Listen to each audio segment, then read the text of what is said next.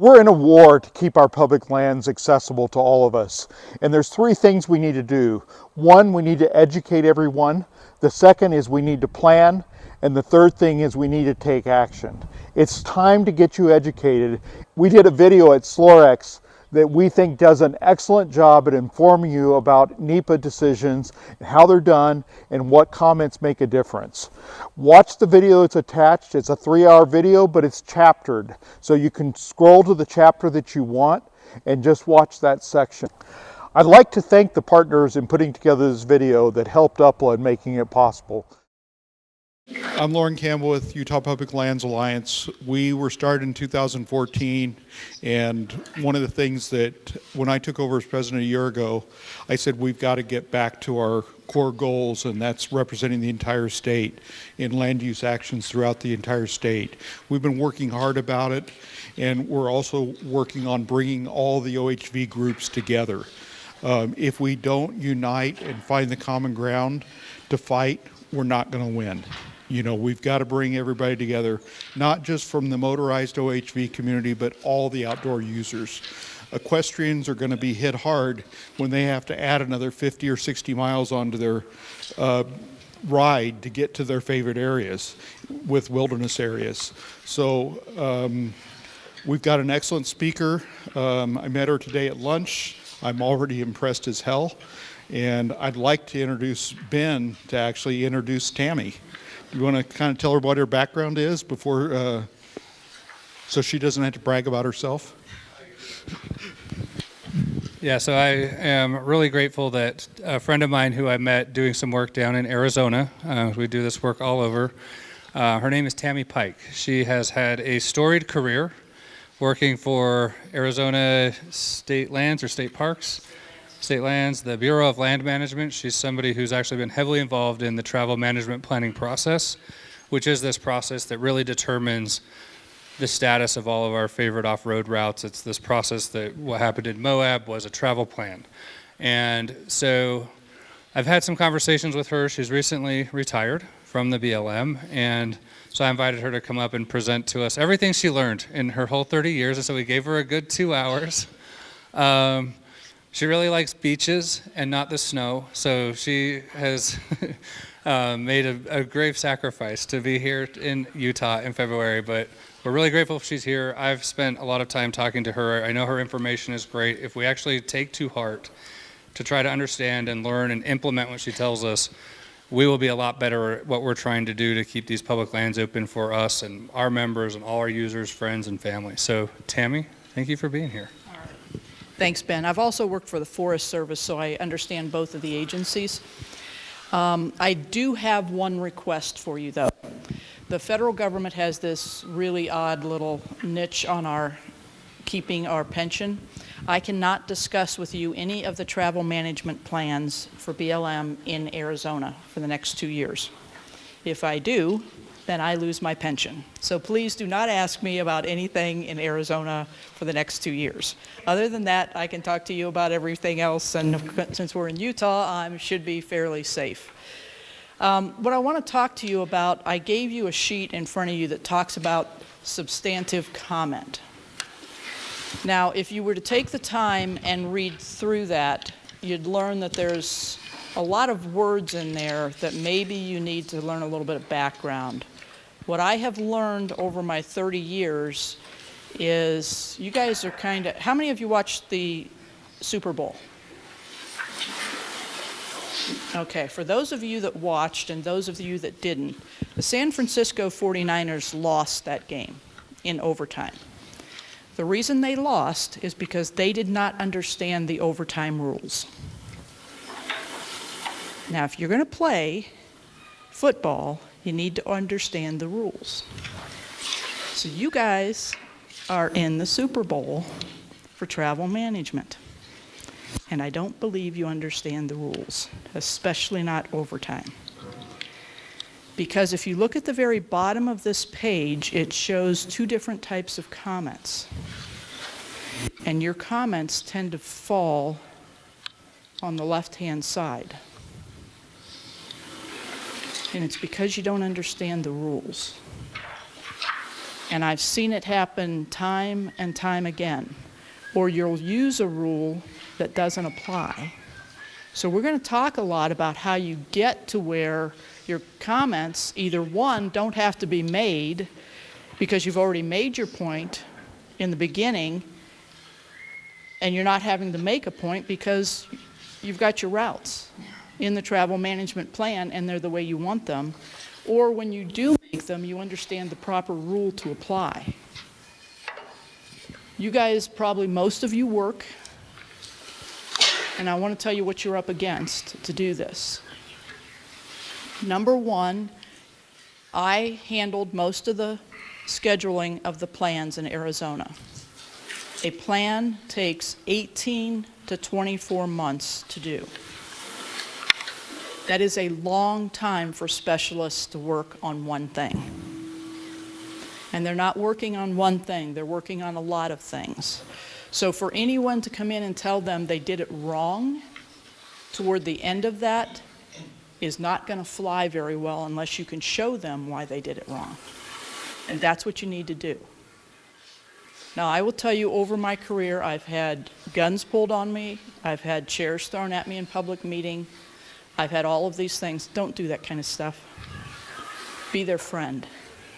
Go in and politely say, here's information I want you to have. Do it prior to them starting their travel management plan. So let's see where you guys stand with being able to do that. How many of you know your BLM state director? You've spoken to them at some time. All right, a few of you. How many of you know your district manager over the area you're most concerned about? All right, same general people. How many of you know the field manager? All right, we've got a few, so some of you are well ahead of the game here. How many of you know the lead person that's going to lead the travel management plan you're going to be concerned about? All right, so some of you are well ahead of things. Now the questions that you need to be really specific about. How many of you have already talked to them about handing them the GPS routes? All right, those of you that have done that are well ahead of the game because they know the routes you're interested in. Those of you that haven't done that, step up to the plate. Because if you haven't done that already, they're going to use an inventory that could be 20 to 30 years old.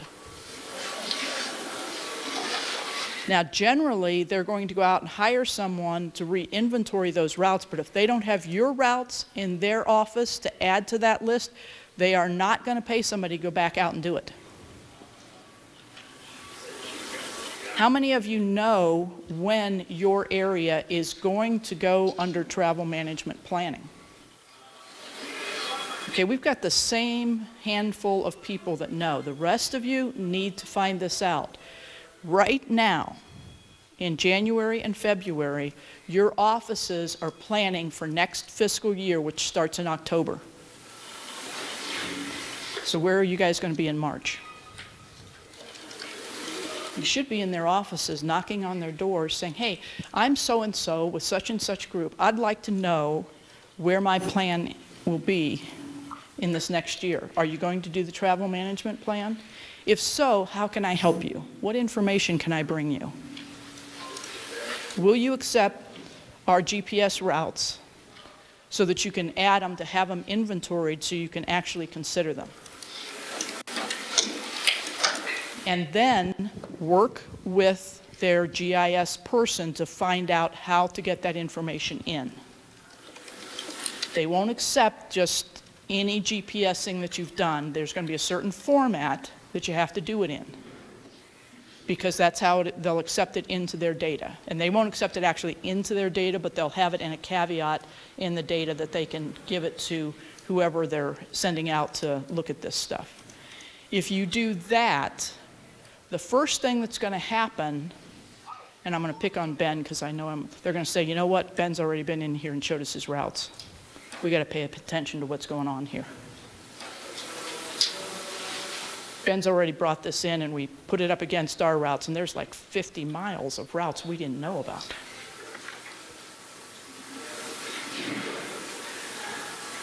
Folks, during my career, it was a hassle for me to have to call the clubs and ask for this data. Most of your agency people do not have the time to do that. And I did a lot of it on my own time. Don't make them come and ask you. Be on their doorstep next month and ask them. The more helpful you are to them, the more likely they're going to listen to what you've got to say. They're not trying to rip routes away from you.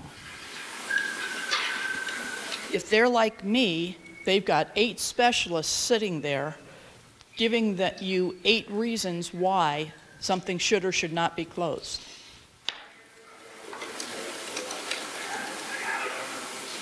There's decisions that have to be made.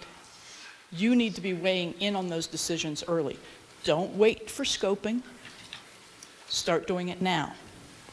Get to know these people. How many of you offer on a quarterly basis to go out and work on trails, clean up trails, put up signs, whatever? Good. If you're not, somebody else is. And if somebody else isn't, then it's not getting done. I will tell you right now, the budget for your agencies has gone down considerably. And the wages are not going up. In Arizona, they are having trouble hiring people because of the wages. They need your help. They need you to take some control of the roads. And by control, I mean you need to be out there doing something. You need to show that you care. Does that mean you're not going to get to ride every Saturday and Sunday? Yes, it does. But if you don't take those days and do something, the roads are not going to be there. They will not. Because the agencies have to answer for how they're caring for those roads. Have any of you ever sat and looked at the comments that come out in a final draft EA? Don't look at the ones from the OHV public. Have you looked at the other comments? One of them that you will consistently see from other non-OHV people is, how are you going to take care of these roads?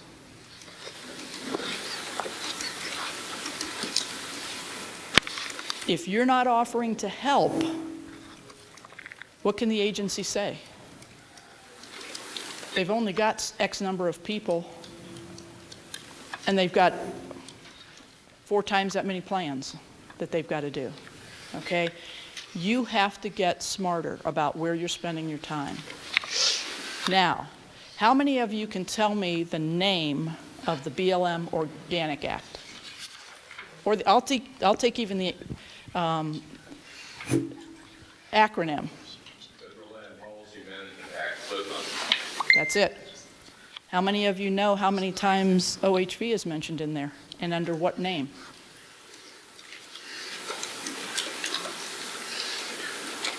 I just served as it long. Yeah, please don't. It used to be under off-road, but it's under a different title in FLPMA, because FLPMA is from 1976. It's been amended a few times, but do you know what word is used in there? It's recreation. You are part of recreation. That document is 90-some pages long. Everyone in this room should know what it says if you're interested in BLM lands.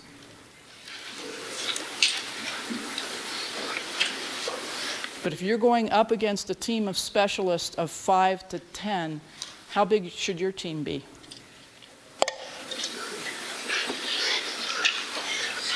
I know your teams are probably 0, yes, but how big should your team be?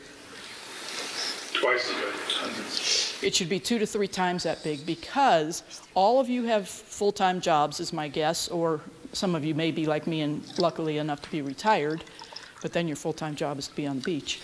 But You know, you've got full-time jobs, so you need to split up this work. Somebody needs to learn FLIPMA.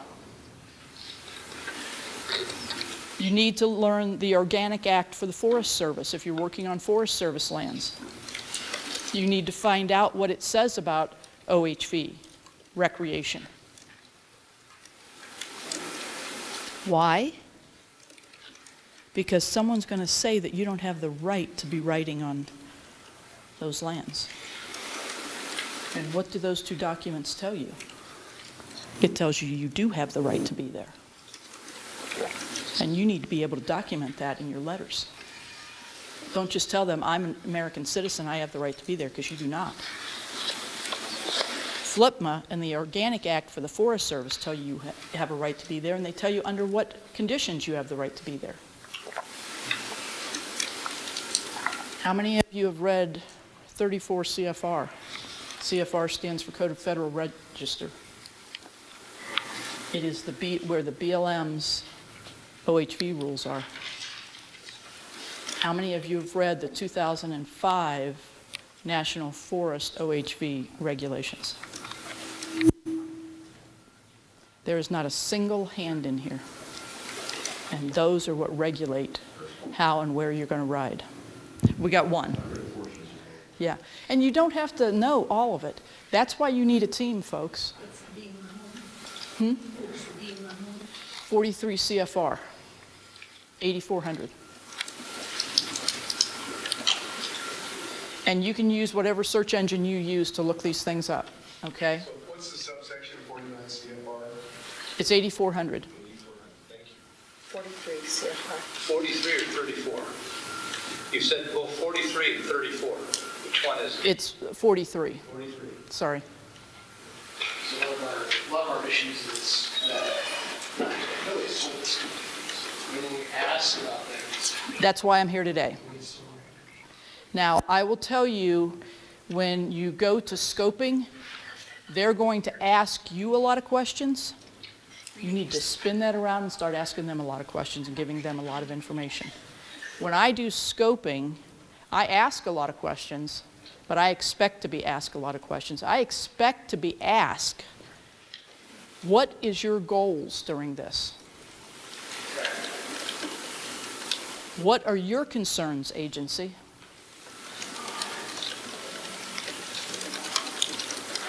You should be asking those questions because, trust me, they've already got a penciled-in list.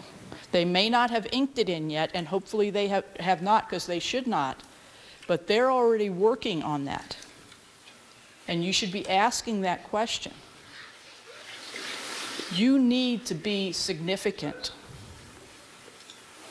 And that's what I'm trying to get you to be, is significant. What's the most important part of NEPA? Do you understand what NEPA says in the beginning about why it's there? There's this little line at the bottom where it starts talking about NEPA that says, and go to the public and ask for comments. What does it say above that?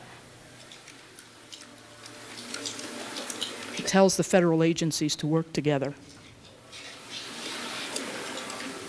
Who are the federal agencies? Who are the agencies they need to be working with? Depends on what the land is at. Exactly. Now, what is the one other agency that they have to work with? Burr. Council of Environmental Quality. Council of Environmental Quality, and there's one other. Each state has their own. SHPO, State Historic Preservation Office. I'm going to give you a couple things here, and I'm going to run down a little rabbit trail with this. Please do not ever expect to go into any federal office and ask what the archaeological issue is. They legally cannot tell you.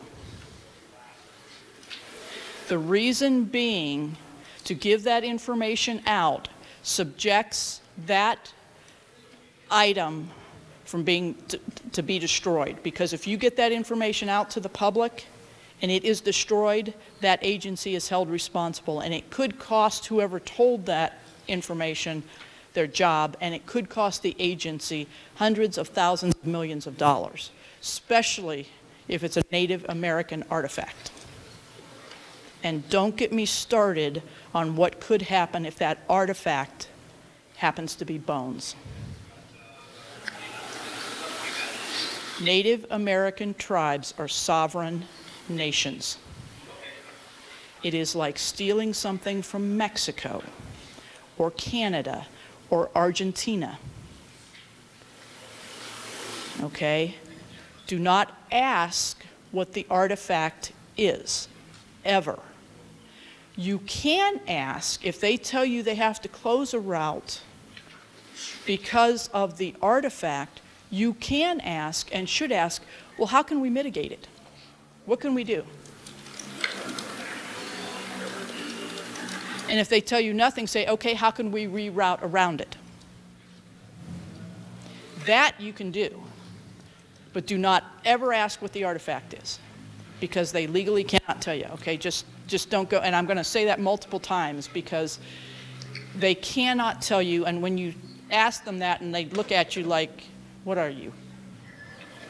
They're going to know that you don't know the rules. So, and there are all kinds of rules. The archaeological rules would fill this room, and I don't want to have to tell you to go read all of those, but just understand you can't know. I, as a lead on travel management plans, never ask what the artifact was. I always ask, can we mitigate? How do we mitigate?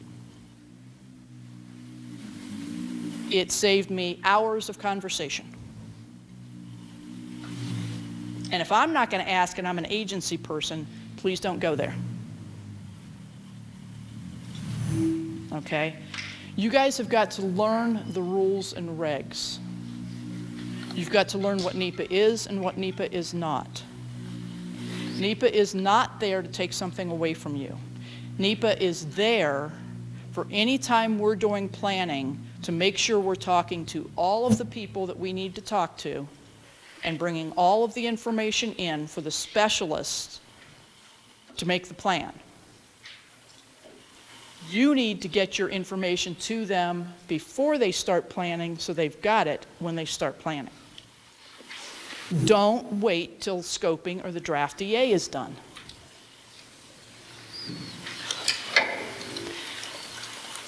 When they sit down, Arizona used contractors a lot to do the trail designations or come up with the trails, okay? So we would sit in a room about a quarter of the size of this room with anywhere from 7 to 12 people around a table with maps, and we had maps on the on the wall.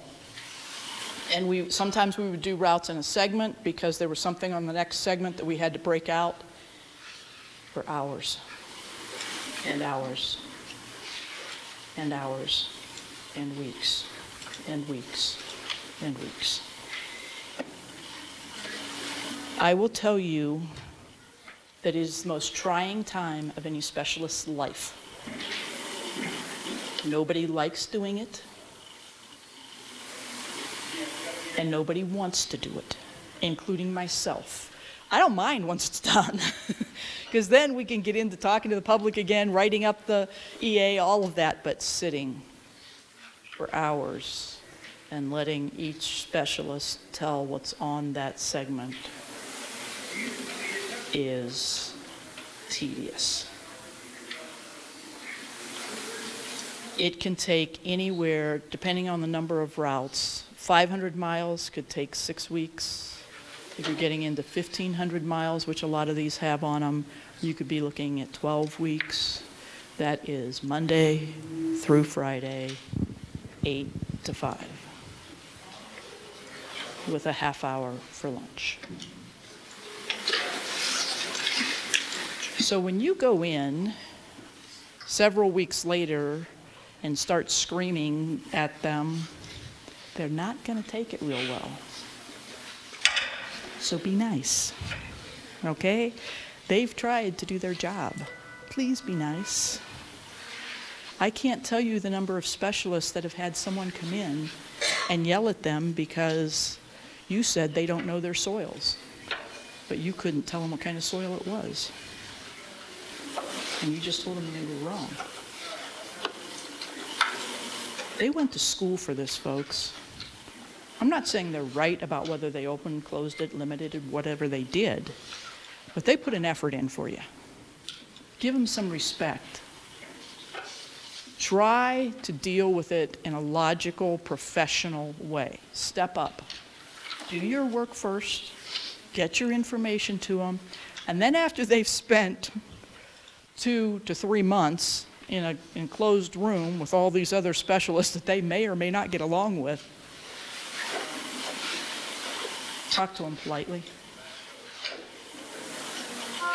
Ben? Question about this process. So they're spending weeks looking at each individual route and trying to identifying all the resource issues around that route. Is it safe to assume they've also all been out on the ground on that route? No.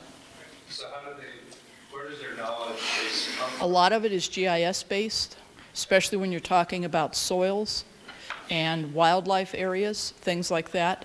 Some of them have been out on the ground, and if we have brought in your data, the route will be labeled and say, hey, Ben sent us this route.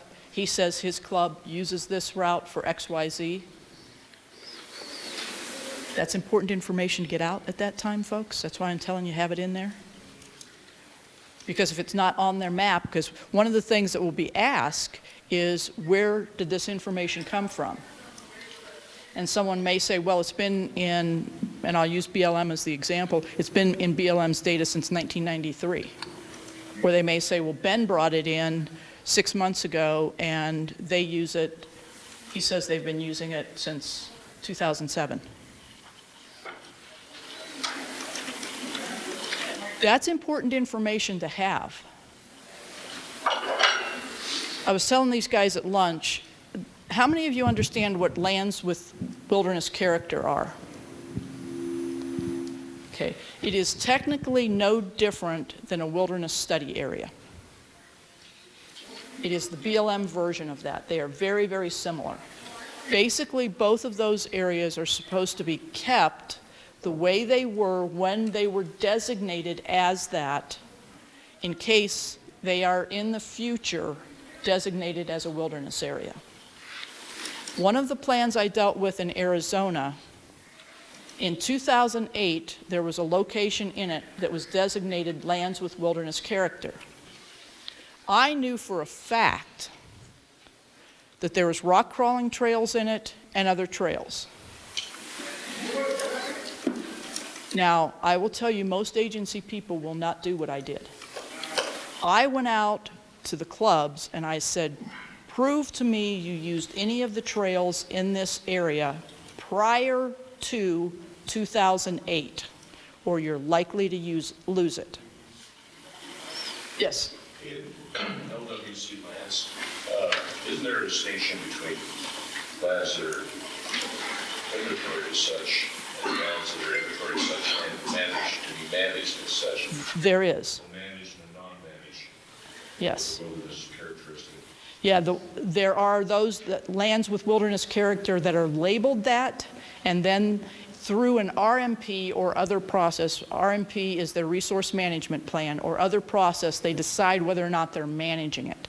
This one, now, Arizona uses a different title than everybody else. Arizona calls it a managed wilderness, lands with wilderness character. Okay, so it's a different title. Everybody else, I don't know what they exactly use, but. So what's the practical, in just a nutshell, what's the practical difference between those two?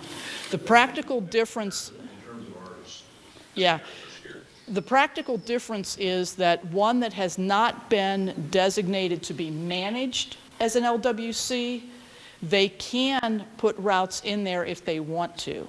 If it's already been designated to be managed as an LWC, you legally can't add routes. So that's why this one that was designated already to be managed as an LWC, I had to prove the routes were there in 2008. Because if you were to go out to that area today and want to add a route into it, you could not do so. If the other LWC that is in that field office that has not been managed yet, designated to be managed, if you wanted to add a route in there, the office could make that decision. But this one, they could not make that decision because in the RMP, they made the decision to manage it. That's the difference. Yes?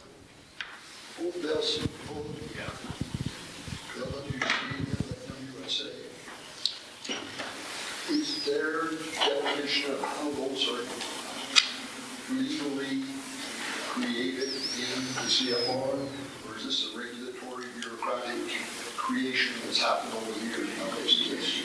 It is within the regulations, and what it says is what you have to do is you have to go out and inventory it and show that it has wilderness characters in both cases. And they have done that in both of these cases, whether it's a wilderness study area for the Forest Service or an LWC for the BLM. They're basically the same, and just because they're different agencies, they have to call them different things. I mean, come on. We can't call them the same thing. That'd be just too simple for the public. But, you know, and if it's a managed lands with wilderness character, they cannot add new roads, nor can they improve the roads, just like in a wilderness study area. A wilderness study area skips that business about management that BLM goes through. Once it's a wilderness study area for the Forest Service, it's already being managed that way. BLM has to go the extra step and say they're going to manage it that way. BLM, or Forest Service, does not have to do that. But in neither case, once it's a managed LWC for the BLM, and once it's a WSA for the Forest Service, you cannot add or improve routes in those areas. So whatever the route is now, it's going to stay that way. You can work on it up to the level it is now, but you can't improve it. Okay? So if there's a route there and they didn't know about it, can you go back and say, look, this was obviously there for 98 years? If you have proof, and that's what I did.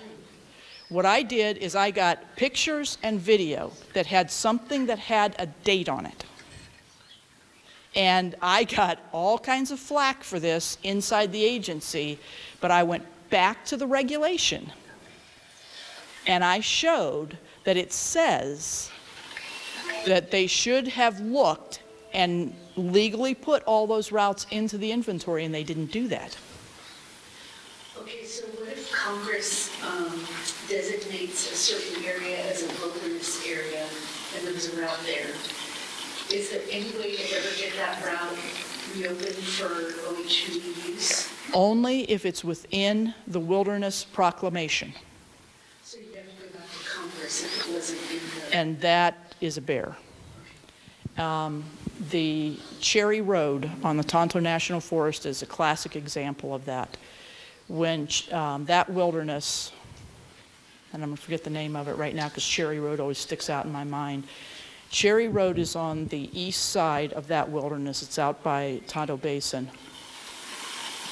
And what happened is they described the outside and the inside of the wilderness as best they could at the time.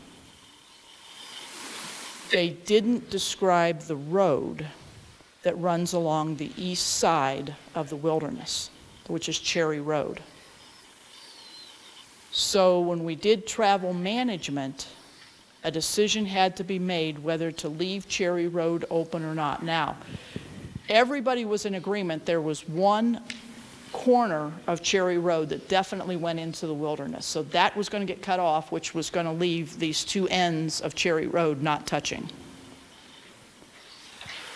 The end decision went to the forest supervisor, and he decided to close it because he couldn't prove it was outside the wilderness. It lays right on the boundary, and since it wasn't mentioned in the proclamation, now, the Forest Service is not, and BLM are not supposed to be the ones that go to Congress over these things. The public is, and the public has not done so with Cherry Road yet, successfully.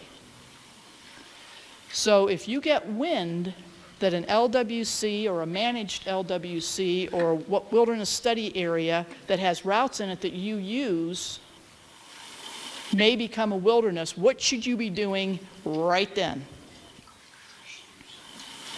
GPS and document.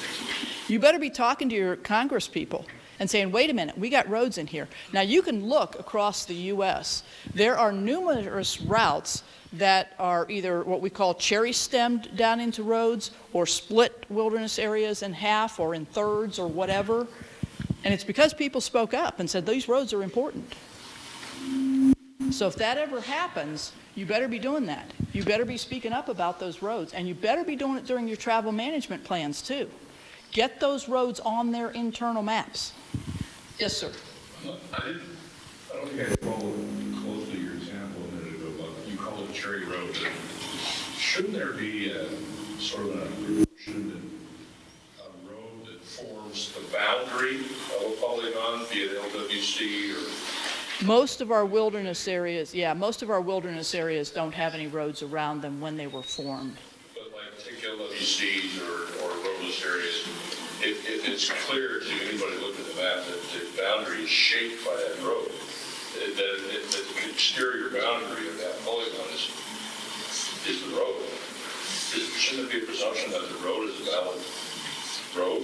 It should be, and it should be stated in the proclamation. Because if it is not stated in the proclamation, it's going to be like Cherry Road, and everybody's going to go, okay, so was it in or was it out? So in that case, it was not stated, but yet it did form the boundary? It was, the Cherry Road was never discussed in the proclamation, and depending on which side of the fence you sit on, you either say, well, Cherry Road wasn't there then, or, well, it was in the wilderness and they wanted to get rid of it, so they didn't mention it. So nobody knows, because it's not mentioned in the proclamation. So again, keep your eye on these places. If you think something's going to get mentioned as a wilderness area in the future, start talking to your Congress people, start talking to your agencies and saying, I want to make sure that this road is mentioned if it becomes a wilderness, because I want to make sure it's left open. Within urban use, are they taking into consideration social movement? No. Place. You would have to pull that off and bring it to us. I should not have had to go out and look for that information. It should have been brought to me. Folks, agency people do not have time to go out and look for data like this. Is that an acceptable form? Yes. Proving use? If it's got an obvious date on it, yes. Yeah. Mm-hmm. Does the BLM have any input into what inventory gets considered for being in the proclamations? Yes. Every agency, when a wilderness is made, has input, because what happens is the data is brought to the agency for confirmation that the data is correct. So when there's a cherry stem road out in the wilderness, it's because the BLM said, hey, wait, there's a road there. Yeah, and BLM will either say, okay, we don't want this road anymore, so we'll get rid of it, get rid of it, put the line here, or they'll say, that road's important, go around that road. So if you're already talking to them and saying, this road is important to us, if this ever becomes a wilderness area, we want to make sure it's taken out of the wilderness and not left in there. You have to be ready to do this stuff. And this again goes back to knowing your people in these agencies and talking to them on a regular basis. You've got to know what plans they're working on and what they're hearing. It's a lot of work, folks. That's why your teams have to be big, because you have to have somebody looking at this stuff. Yes, sir. Yeah, recently we were in a management plan meeting downtown Salt Lake about Grand Staircase Barriers and talking to roads. I asked them about some roads down in the area, and they said, we don't recognize those, but the state does. Is that a common thing? Yes. And I will tell you, in Arizona, if it is a state road, they need to know that, because we do not make designations on roads that are owned by another entity, whether it's the state, the county, or the city. You should ask them, though, to include it on their maps so that you can make the connectivity. If it belongs to either any of those other entities or the Forest Service could own a road that comes up to BLM, and you may need it on there so you can show connectivity to your people and say, could you please show this one on BLM, on Forest Service land, so people know that this is the one that connects? Ask it to be shown, and they can do that so that you can make the connection. You're not an agency person, folks, and we understand that. You may need information on a map that we may not think to put on there. Ask for it. Yes, sir. Like in the swell, one of the things we noticed is I-70 is included in there now as an alternative aid. It shouldn't be included as an alternative, though, because they don't have any jurisdiction over it, correct? It would show up on there, but if you look at the nomenclature, it'll say that it's a state or county or whatever road. Okay, and that's what I'm saying. They should include those so that you can do the connectivity, because if you don't, what you're going to end up with is all these roads all over, especially with BLM. BLM is notoriously got all these dispersed lands, and you've got county roads all over the place that connect them. You've got state roads all over the place connect them, because you've got these BLM pieces all over the place. So that's why I try to always put those on there, and then at the bottom, where it tells you what each of the roads are, I've got this thing that says state, county, local, whatever, and they're under a certain color so that you know what those are, and they're under a different color than all of the routes that we're considering. And the reason for that is to help you make the connection so you know where in the world you are. Not all of us look at paper maps anymore. Let me get him. Two things. One on that, showing, for example, Interstate 70 on the maps. It's not just on the map, it's in the analysis. They'll have that mileage, 50 miles worth of it in the planning area. They'll use that in the analysis saying that, well, we didn't close this 50 miles, but it's adding to the denominator. It should not be. And all of you should be checking their mileages. If they're including that 50 miles like he's mentioning, you should call them on it. Say, no, these 50 miles aren't yours to begin with. And then the other thing I was hoping, since you brought up LWC, and I didn't want to stray too far before I asked you, in Utah, when it's managed for the WC, then it's called MWC. I don't know if Arizona does the same thing, but we have areas that are LWC, i.e. not managed for women's characteristics. But it appears that they're starting to do so, closing roads for that purpose, to protect women's characteristics, without having gone back to the RMP and amending it to say, now we're going to manage for those women's characteristics in this area. Should they be going back and amending the RMP first? They may not have to amend it. They may have done it under another plan decision, but find out when they did it. Ask them under what plan they decided to manage it as an LWC. They have to give you that information. Okay? Make sure you ask these questions. And ask, again, I'm going to say ask politely enough times that you're going to get sick of hearing it. But again, I've had things thrown at me. I've had guns drawn on me. Don't do that, folks. Because when you do that, a person like me is going to go, okay, when that person comes in next time, send them to the field manager, send them to the district manager. I don't want to talk to them. And anybody associated with that person, you're not going to be well liked in my office. That's the way it was, okay? I will talk to you if I have to, but I'm not going to have my life threatened. Trust me, folks, I didn't get paid enough for that. So, yes? I found that it's really hard to find the BLM's routes. Like, for example, they just issued the 9,000 pages of the routes that they're considering for the San Rafael Desert TMP. And they have a map that shows kind of some varicose veins, but I'm having a hard time connecting the specific route onto where it is on the map. Okay. Is there a good place to go look? Who's the leader of that plan? It's the Price Field office. Who's the person? I think it's Jaden Mead. Call Jaden Mead Monday morning, tomorrow morning. then call the field manager and say, I need to speak to whomever can show me how to do this. Okay. And just tell them, you can't figure it out. There should be, Is there a BLM website that? no, because everybody does it slightly differently. There should be a number for each segment, like 9002 or whatever, that should tell you what number it is, and there should be a route page that you can go to and look at, and it should coincide with a number on the map that shows you, okay, you get the number off the map, let's say it's 9002. Can't find anything on the map. I can answer that. Flipco did a map that they just published recently.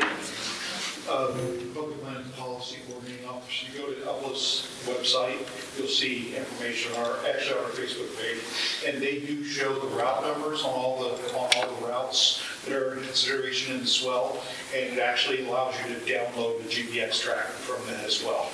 So it's the same map, but it's way more useful. Okay, then both of you need to be letting the field office know how unhelpful their map is and ask them to redo the map so that you can do it through their information. And here's why. If they're not making it easy for you to figure it out, they need to know that. I can't tell you the number of times I've sat in a room and I've had my GIS person in there, because they're always there, helping us figure everything out. And then when they go to do the map, they do it the way the specialists understand it, and I look at it and go, there is not a public person on the face of this earth that's going to understand this map. And then I have to sit with the GIS person for the next week and have them flip the way the map is done, because you guys aren't specialists again. And you're going to look, and just like you're going to go, I don't understand what you just did. Well, my specialist didn't spend 2 to 3 months sitting in a room doing all this work for you guys all to call me and say, Tammy, what in the did you do? And I do not want you throwing chairs at me because my GIS specialist put that map out. Okay, so you need to know. And just call them and say, what? How am I supposed to match this up? How do I do this? And if they say it's easy, here it is, say, would you please hold a meeting and show all of us? Make them walk through it and see the confusion on your face. When you do that, they're going to go, bingo, this is not the way we should do it. And I'm not saying they're idiots. They really are not. They've just spent 2 to 3 months doing this, folks. They thought it was simple. They understood it, but they don't know what you don't know. They know what they know. They don't know what you don't know. What's that? Well, see, that's it. You've got to be able to walk back and forth to be able to understand. Sometimes we get it in the agencies, sometimes we don't. There was someone over here that had a question. Yeah. I'm a little bit fuzzy on why it's difficult to identify that our roads are around for a long time. We have maps. When I'm out, exploring or leading a group, I'm not taking people down up on here that's not identified groups. I don't want to contribute to it. Who made the map? Use map or, If it's been made by the agency, it may be okay. But a lot of your agencies don't make the maps that are out there, and their GIS department does not have the data that's on that map. I will tell you, BLM does not have current data on a lot of things. We're having to do route inventories on a lot of routes because the data has been gathered by somebody else, and World of Maps or somebody else has put that data on their maps and put it out. But if you could provide a map and say this map is from 1968 and just look at this route and it's there. That is something you should be providing. Problem not necessarily solved, but it does help. Because again, it is data that someone like me in the agency is going to go, that's where that came from. And I'm going to look down in that corner and go, who printed this? And I'm going to be contacting them going, where'd you get this data? You didn't get it from us. Where'd you get it? I want to know where you got it from because I want it. I have pulled data from places you would not believe. And some of those places don't exist anymore. Yes, sir. Geographic Information Services. It's a mapping system, okay? You've got special software to be able to look at it on your own computer, just a normal person. Yeah. Special software. Yes. Now, my job as a recreation specialist was to have some knowledge of that. I ended up with 2 large monitors because I had to look at these maps all the time. It's one of the reasons why I generally wear glasses now, because I can't see stuff anymore in small stuff, because I looked at these routes all over the place in the state of Arizona and tried to figure out. Let me tell you one of the funniest things I used to love to do. In Arizona, when a route is open to everybody, it's green. When it's closed, it's red. And if it's limited in some sort, it is another color. What I used to love to do is shrink the maps down to one screen and watch where the green started on red and ended on red and didn't touch anything else. Where the yellow had red dots in the center of it where something was closed, or green dots in the center of it. Where the yellow road went here to a red line, then went across to a green line, went down here to a black line, which didn't make any sense because that meant they didn't even look at it. I got to do that, and that was fun because the team should have already done that. And I spent a lot of time doing that. And I spent a lot of time sending that team back to fix all of those. I told one team that if I'd had a marker, I'd have marked it all up on my monitor and sent them my monitor. Because I got sick of making circles on their maps. Because it was all over the place. You couldn't have gotten from an entry point anywhere because they had so many little red pieces in places that you couldn't get anywhere. But it was because they didn't do what I call zooming in and zooming out. They would zoom in to the little segment and look at it and figure out what they should do, but then they didn't zoom out to see if it worked. So they spent another month fixing things. So you need to zoom out first, see if it works. Then zoom in. You need to do the opposite of what we need to do. Because if you don't, you're going to spend a lot of time looking at a lot of little pieces that you don't need to look at because you're going to figure out it doesn't work. But again, in this situation, in this case, you're still just looking at it on a screen. You're not actually out on the ground seeing the logic of how the route system actually functions. Right. Is that accurate, or is that? Yeah. Is there somebody in the agency that's gone out and said, yellow line goes to red to green? Yeah, nobody ever actually, most people never actually go out on the ground and make sure it works. We do it on screens. And that's the reason I bring that up is because everyone in this room goes out on the ground all the time. But remember, you only have 30 days generally to comment. That's why you should have gotten your routes in the beginning, so that when they come back to you and give you 30 days, you can take your routes and smack it up on this screen on top of what they did and say, okay, here's where my problems are. I've already been out there on the ground. Every time you go out, right, routes they didn't inventory or routes that they did inventory, did make decisions on that didn't go your way. Yeah, and that's probably where most of our focus is right now in these Utah ones is we get these maps and we're past the scoping period now, but we start seeing where all the red lines are being proposed in the different alternatives, and that's where we are saying, okay, well, we have to know why that's red, why they're justifying it. And that seems to be with the San Andreas Valley right now, that's the big project, is we need to go understand this route system and what are the justifications for not closing it. Is that accurate to say that that's a little bit different of a project? When you say submit your data, you're talking about missing routes. Yeah. What do you Well, it's also about routes that they closed. Why did they close a route? If you look at it and let's say they missed 2% of your routes, okay, you're going to question that right up because you gave it to them. Hey, Tammy, I gave you these routes. You didn't do anything with them. Why didn't you do anything? It could be for a couple of reasons. In one case, it was because they were rock crawling routes and we didn't have anybody that could get to them. Well, actually, I had paid the inventory team to walk them and they didn't do it, so I sent them back out to walk them. Sadly for them, they could have walked them in January and February, and now they were walking them in July, and I wasn't paying them extra. Sometimes I can be a little ugly, okay? If you do things right the first time, you don't have to do it a second time.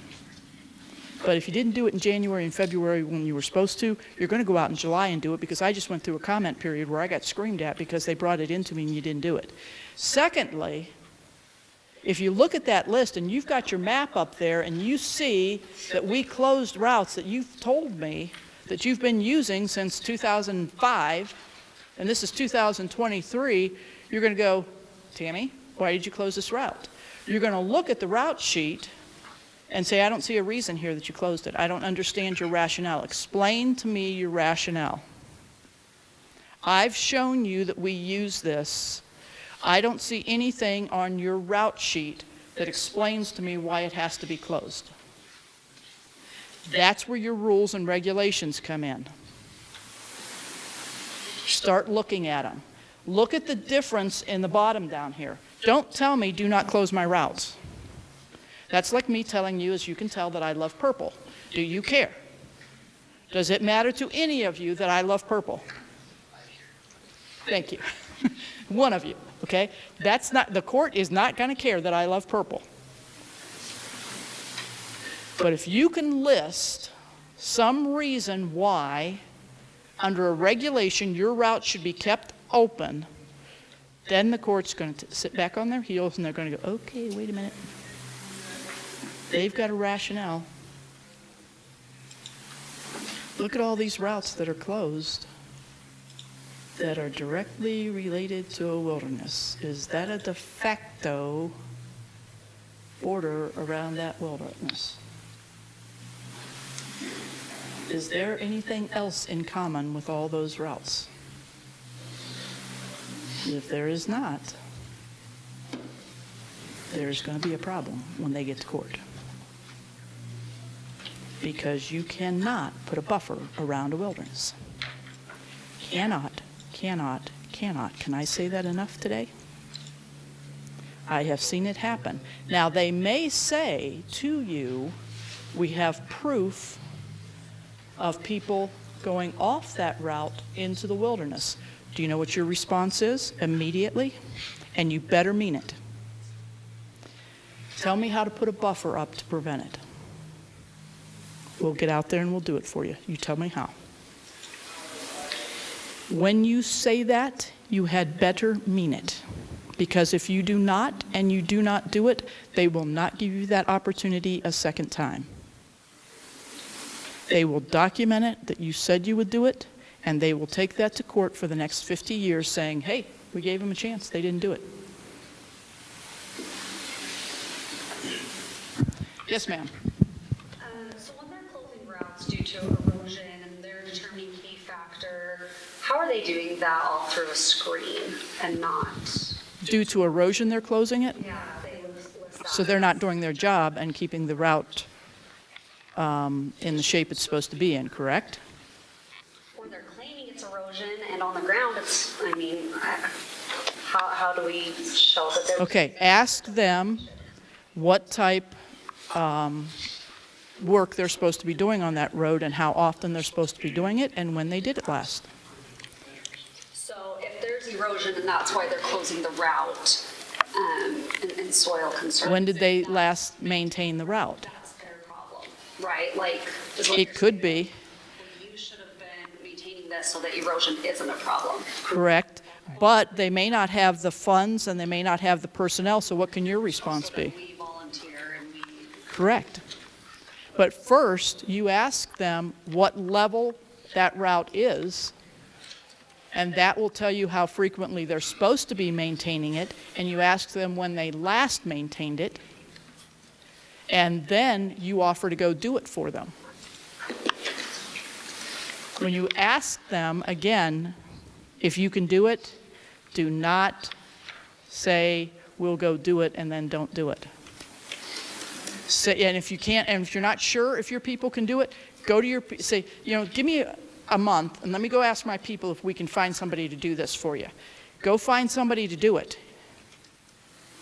Most of your states have grants that you can get this work done. And most of that money is sitting in their coffers not being used.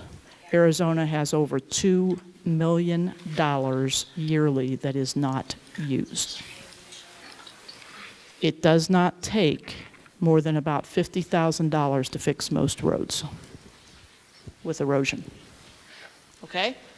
So again, here's where you're finding the problem during the TMP, and you're going back and saying, if we can sign an agreement for us to get this road fixed, will you keep it open? They can actually write in the TMP, if XYZ Club can fix this within the next 6 months, it will be open or it will be limited to whatever vehicle or whatever they want to make the decision on, okay? They can do that in the TMP. It holds you to the fire, and it allows them to close it if you don't do it. Can they do that just with erosion or with other reasons why they're closing routes? Can they write something into the TMP? Say They can. If it's any type of mitigation that needs to be done, they can, and I've done it. I've written it in. I did it for miners. There was a route that went into a riparian area that the 5% of the OHV public that should not be out there riding at all, in my opinion, because they don't do what they're supposed to, they have no idea where they are and they don't know the rules, was tearing up the riparian area. It had a very sensitive species in it. Wildlife manager, field manager, DM, state director wanted the area closed. The miners did not. Now, under the mining rule, I had a problem. I went to the miners and I said, I want you to put up a gate with a dual lock on it, one for BLM, one for you. If you put up the gate within the next 3 months, we will leave it open to you. So, and is that during like the draft EA that you can write it in, or once you have a final decision, can it still be written in? I talked to him before the draft EA went out. It was in the draft EA and it was in the final. Okay, so in the draft you can write it in. Because they came to me at the first meeting and said, Tammy, this road we know you're going to have a problem on. We want that road kept open. I said, okay, well, what are you willing to do? They said, we'll do whatever you want. You tell us what we need. So I went back to the office. I talked to everybody. I figured it out. I told them. Then when we did the tedious work, we put that in there. So that mining club was held responsible for that. They got it done in a month and a half. So maps changed. It's now open to them only. Public had a fit, and I said, nope. Can't let everybody else in because there's 5% of you that will not play the rules. And here's where I'm another rabbit trail, okay, folks? 5% ruins a lot of your roads for you. Why? Watch TV tonight. How many manufacturers have an ad out there that shows them doing something with their vehicle that they should not be doing? The minute you see that ad go out, you should have a hotline of some sort or some way for every OHV person in the nation to stop buying from that manufacturer until that ad goes away. And they should know why it's happening. We call it a stop order. You put a stop order on XYZ company until they remove that ad because they're making you look bad. How do you think hunters save their recreation? They do not allow ads that make them look bad. When was the last time you saw a piece of game meat strapped across a vehicle in any movie, in any ad, or anything else? Late 70s, early 80s?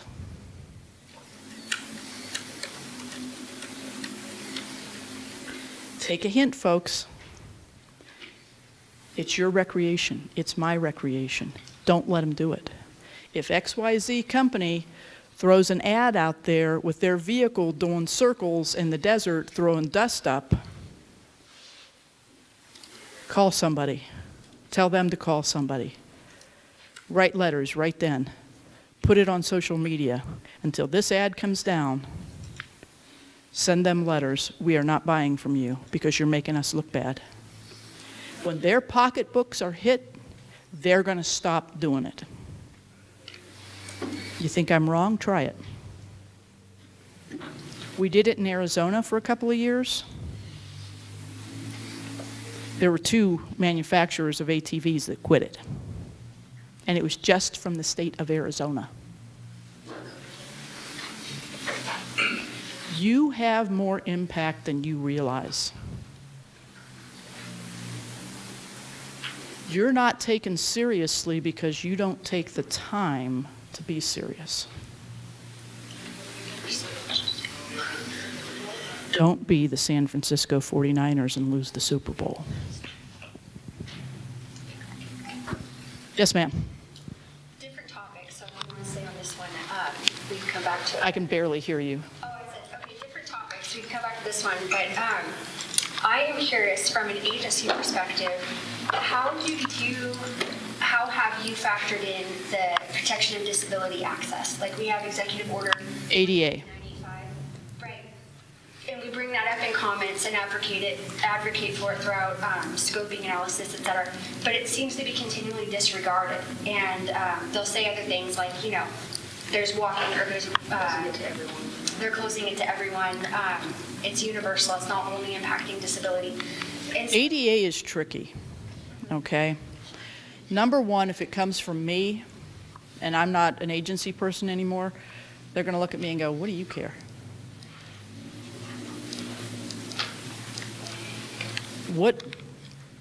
Why do I have the right to say anything about ADA when it doesn't impact me that they can see? So, but if we could demonstrate it impacts, like say we have You need to have those people impacted write those letters. That's what I'm getting at. Because coming from me, it's not going to have any impact. And I hope I don't step on any toes here. But if I went to the NAACP and complained about something that was happening to blacks, do you think they're going to take me seriously? They're not. If you're speaking on behalf And if you're going to complain about the ADA, do you really understand the impact that it's having on those people? You might if you know somebody that's impacted from it. I have a friend who's in a wheelchair. And I will tell you, my mom was in a wheelchair for a while. I probably understand better than most people their lives and how they're impacted, but they understand it 100% better than I do. And if Guido or my mom, if she were still alive, were to write a letter and say, look, I want to be able to go out and look into the wilderness because I can't walk into it, and you're cutting off all my routes. I want these back. That's going to have an impact. That's going to go, wait a minute, Guido can't get into the wilderness because he can't get there in his wheelchair as easy. But he can get there in his car, get up to these areas. Now he can't, Guido is one of those people, just kind of a little background, he's in a wheelchair because his dirt bike or his street bike went out from under him and he ended up paraplegic. And he doesn't let that stop him. I mean, he plays a lot of sports and stuff, so he could probably go some distance into the wilderness. He's got the strength to do that. My mom could not, okay? But they can make the case, and that's what you need to do. Now, BRC could get those people together and could write a letter on their behalf and have them sign it and say, look, we are writing this letter on behalf of these individuals because this is what they've told us. That would have an impact. But if I were to write that letter, no impact. So I guess that's my question is like, if you're writing on behalf of an organization that has members that are in this category. List them. Like that, is that sufficient, or do we also need to have letters supplemented? I would have them listed on there, and I would have a letter attached from them individually. and let me go on another rabbit trail. Ben and I have had this conversation. If I get these form letters, I don't care if at the bottom you've written something else. They're going over here to someone that knows absolutely nothing about the travel management plan, and they're going to tell me what little bit is on the bottom. I am not going to read a form letter. I've read a few of them in my life, and what it tells me is whoever wrote that form letter doesn't care. They haven't taken the time to do their homework. They've been handed something, probably like at the rally you guys are going to have in the next couple of days. They've been handed something and they wrote something on the bottom that their buddy told them to write and they signed it. That's a form letter. Do you know how many of these form letters we get, and not just from you guys? We get enough to build a house. Do you know how much they count? They count as one. Don't bother. Okay? So I'll create a form letter that people can send in, but they can also edit it, and we always encourage them, put in your personal information. And I'll go through and read these lots of times, and it'll be like within paragraphs that it'll be changed. Does the agency notice that? Because I always wonder. I'm like, okay, it looks like the form letter, and so you wouldn't know it was edited until you're like actually reading. If they've actually just used the concepts of your form letter, we'll read them. But most people just print out what you sent, and most of them. And there'll just be a few sentences here and there that they add in that talks about a specific route, like, hey, I use this route, and I'm like, I wonder if the agency is even seeing that this is, Sometimes the agency will see those, but if it's at the bottom and it's like a 2-page letter, we sometimes miss those. Okay, so if they are going to add that, if they want to use the majority of what put it at the top. Yeah. And a lot of times I've had people that got really smart. They liked what you wrote, so they'll put their stuff at the top and then say, and also, and then they add your stuff, and that's fine. But if they're just going into some convention and handed a letter and they just write at the bottom, I really don't want you to close my road, signed Tom, Dick, and Harry. Seriously? It's somebody at my front counter that's looking at that letter. And what they're doing, they're taking a ruler and they've got 2 or 3 of them aside and they're looking to see if they see any change down that letter. And then they'll highlight what's changed. Yes, sir. What about a handwritten letter? Are they effective? In today's day and age, it does not matter if it's handwritten versus computer written. If it's the same general letter, it's not going to make a difference if it's handwritten, because they're still going to take that ruler and go down and look. Just going back to the disability comment, I closely work with agencies. One thing that's going to come down if you want to gain some traction in that realm is disabled veterans right now. That's a big push. Absolutely. If you have got disabled veterans in your groups, talk to them, ask them where they go, ask them if they're being affected, help them write the letters. Judges are impacted by that. Yes, sir. Besides substantive comments, what do you want to see? What I want to see is what's wrong with the route. And if I close a route, I want you to tell me why I shouldn't close it. Now, I've talked to several of you about redundant routes. Most agency people do not OHV of any kind. They don't drive Jeeps, they don't drive dirt bikes, they don't drive ATVs. I will tell you, I started with a Sears Roebuck when I was 9 years old. The off switch did not work, so now that my father's gone, I can tell you I ran it into his electric fence to turn it off because he would not help me learn how to fix the off switch. And then I would run for all my life into the barn to reset the electric fence, because if he'd have caught me, I would have been suspended from something for quite a while. So that's how I stopped my little Sears Roebuck dirt bike. So I've been writing for a number of years. But most people in the agencies are in no way, shape, or form OHV people. When was the last time you invited them out when your club went out? I would like to comment. I met with Dave Jacobson, the new BLM travel management planner for Utah, and also with Matt Preston, the deputy director. They both emphasized, without me asking them, the importance of you inviting their staff out on the trail. And any staff members, like rec planner, anybody from the BLM, ask the whole staff to come from your office.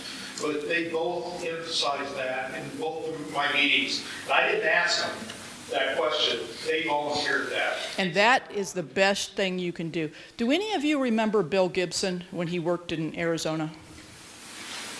Okay. Here's a Bill Gibson story. You guys are going to love this. Bill Gibson was a hiker. He didn't do equestrian. He didn't do bikes. He certainly did not do OHV. One of the clubs got the bright idea to take him out on what I would call, they called it a rock crawling route, but it was kind of on the low end of rock crawling, okay? And I went with them. We never laughed so hard in our life. Bill gets in the Jeep, and he's holding onto the bar like this. Scared to death, okay? Scared to death.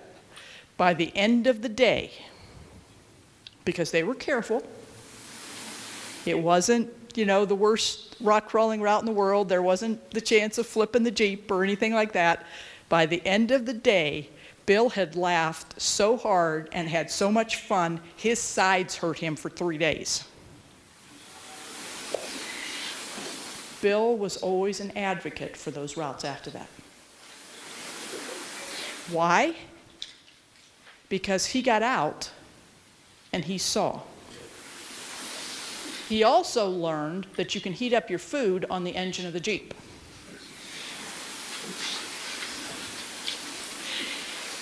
That's how you make a change, folks. You get them out. You get the benefit of getting 4 to 6 hours of face time with a person, and if you go to a meeting, you're lucky to get 30 minutes. And they didn't even talk about that route of keeping it open or anything. And guess what was all along the first probably 1/10 of a mile on this rock over here, Ben? Biotrust? Petroglyphs.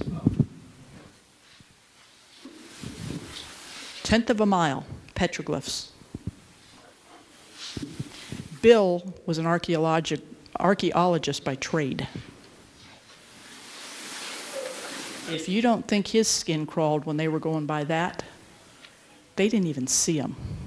They knew they were there, but they didn't stop. Bill stops everybody. You shouldn't be here. You shouldn't be here. We all got out and went, why? Look.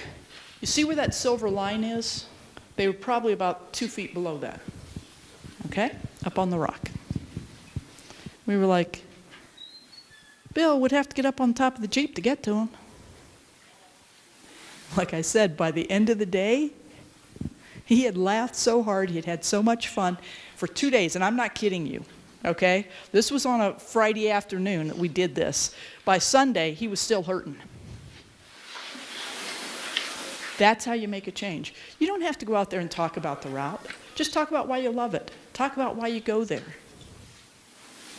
Make a change. And it doesn't have to be in Jeeps. It could be on ATVs. It could be in UTVs. It could be on dirt bikes. Now, I never could get Bill on a dirt bike, but we did get him in UTVs and ATVs, and he loved it. He became an advocate. Do you really think that hikers, mountain bikers, e-bike folks, and equestrians never take these people out? That's true. I bet half the office has a horse that they love somewhere. Matt Preston also said SUA does it all the time. You want to know why SUA is so successful?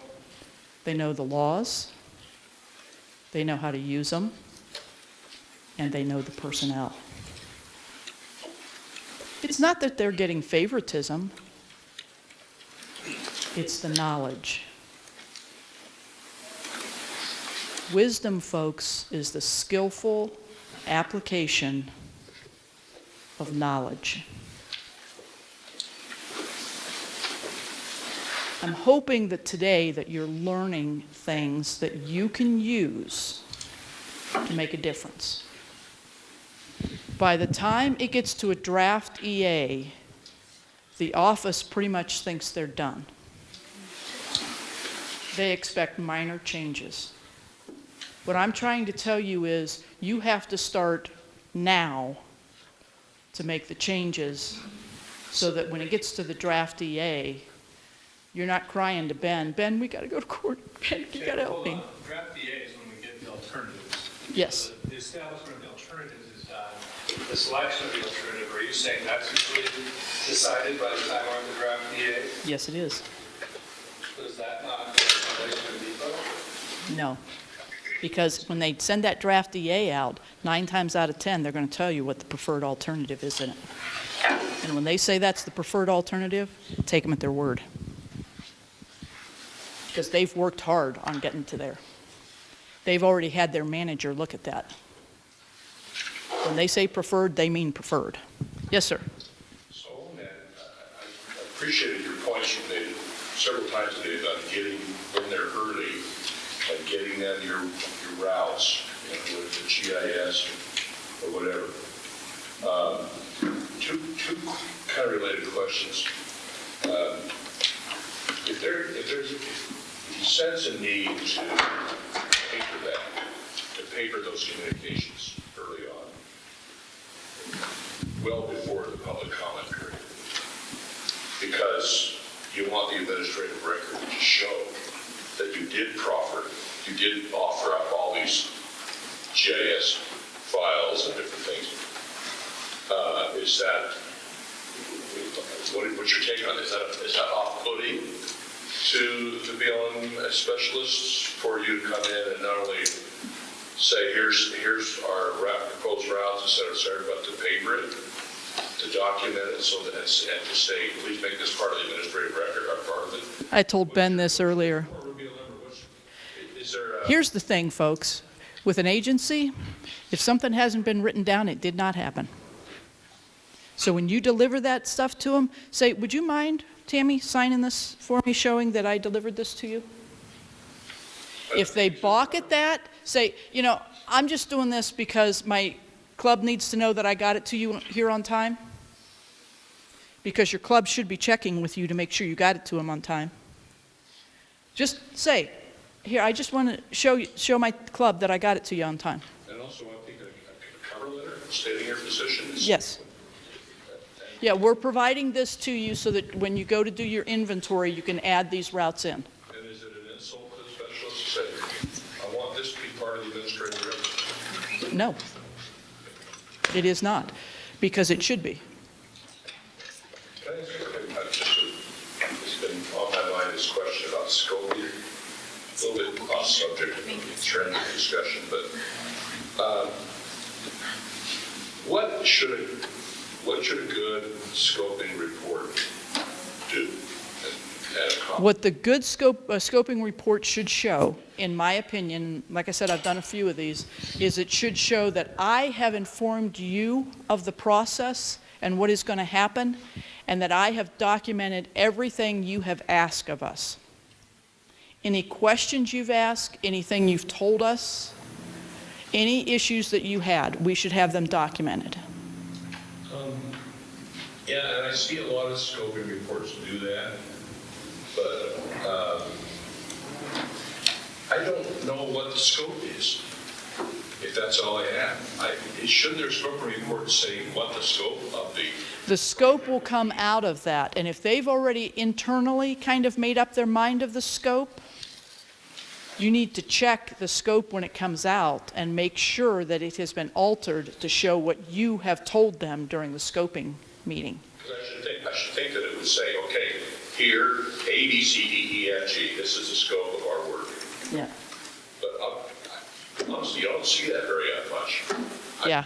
In this most recent... And the reason you don't see it is because nobody questions it. I mean, I can't tell you the last time someone questioned me about a scoping report. scoping, it's like, what's the scope? I don't know what the scope is. Yeah, if you don't question me, I'm not going to answer you. Is like, I usually don't have a full grasp of what's happening with the plan until I get something like that around VA. But you should have the scoping report. That should Yeah, I mean, we have it. It doesn't seem to be as informative to us until it gets further along. So then you call me. If I was still there, you'd call me and say, Tammy, I don't understand what this says. Can I come in with my group and you explain it to me and how it's going to be used? And ask for maybe an amended scoping report? Yeah. And then when you come in and you find out that, I'm sorry, what's your first name? Mark. And you say, well, Mark told you X, Y, Z, and it's not reflected in here. I would like for it reflected in here. And then I'm going to go, all right, Ben. All right. They're on the e-planning site. Yeah, they should be on the e-planning site. Get very familiar with the e-planning site, folks. It is not user-friendly. I don't like it. Yes, ma'am. Can I go back to your comments that if it didn't come in writing, then it didn't happen? Is that the same for cooperating agencies? Should we? Does that stand for what? For cooperating agencies? Yes. So after a meeting, we should send an email reiterating our point? Yes. If you are a cooperating agency, you should have a letter of documentation that you are a cooperating agency. If you do not, you stay on that office until you get it. Yeah, so we'll start with the MOU up first, up front, but then throughout the process, after each of our meetings, I should follow up with an email? No, once you have that letter, then you, in that, your response back, you should say how often, that letter should tell you how often you're going to meet. If it does not, refuse the letter. Because that letter should dictate how they're going to cooperate with you.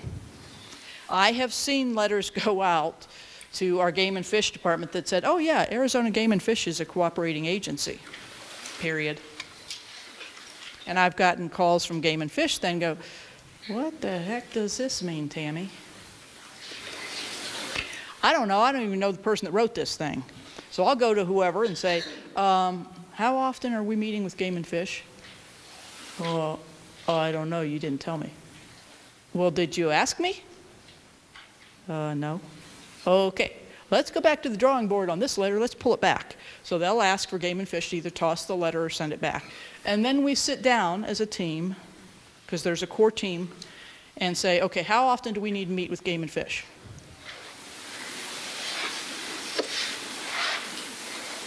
And how often do we need to meet with whoever, the Forest Service? The other thing I want to make sure that everybody is aware, when you get the admin record, do not be like someone in this room that forgot to look for it.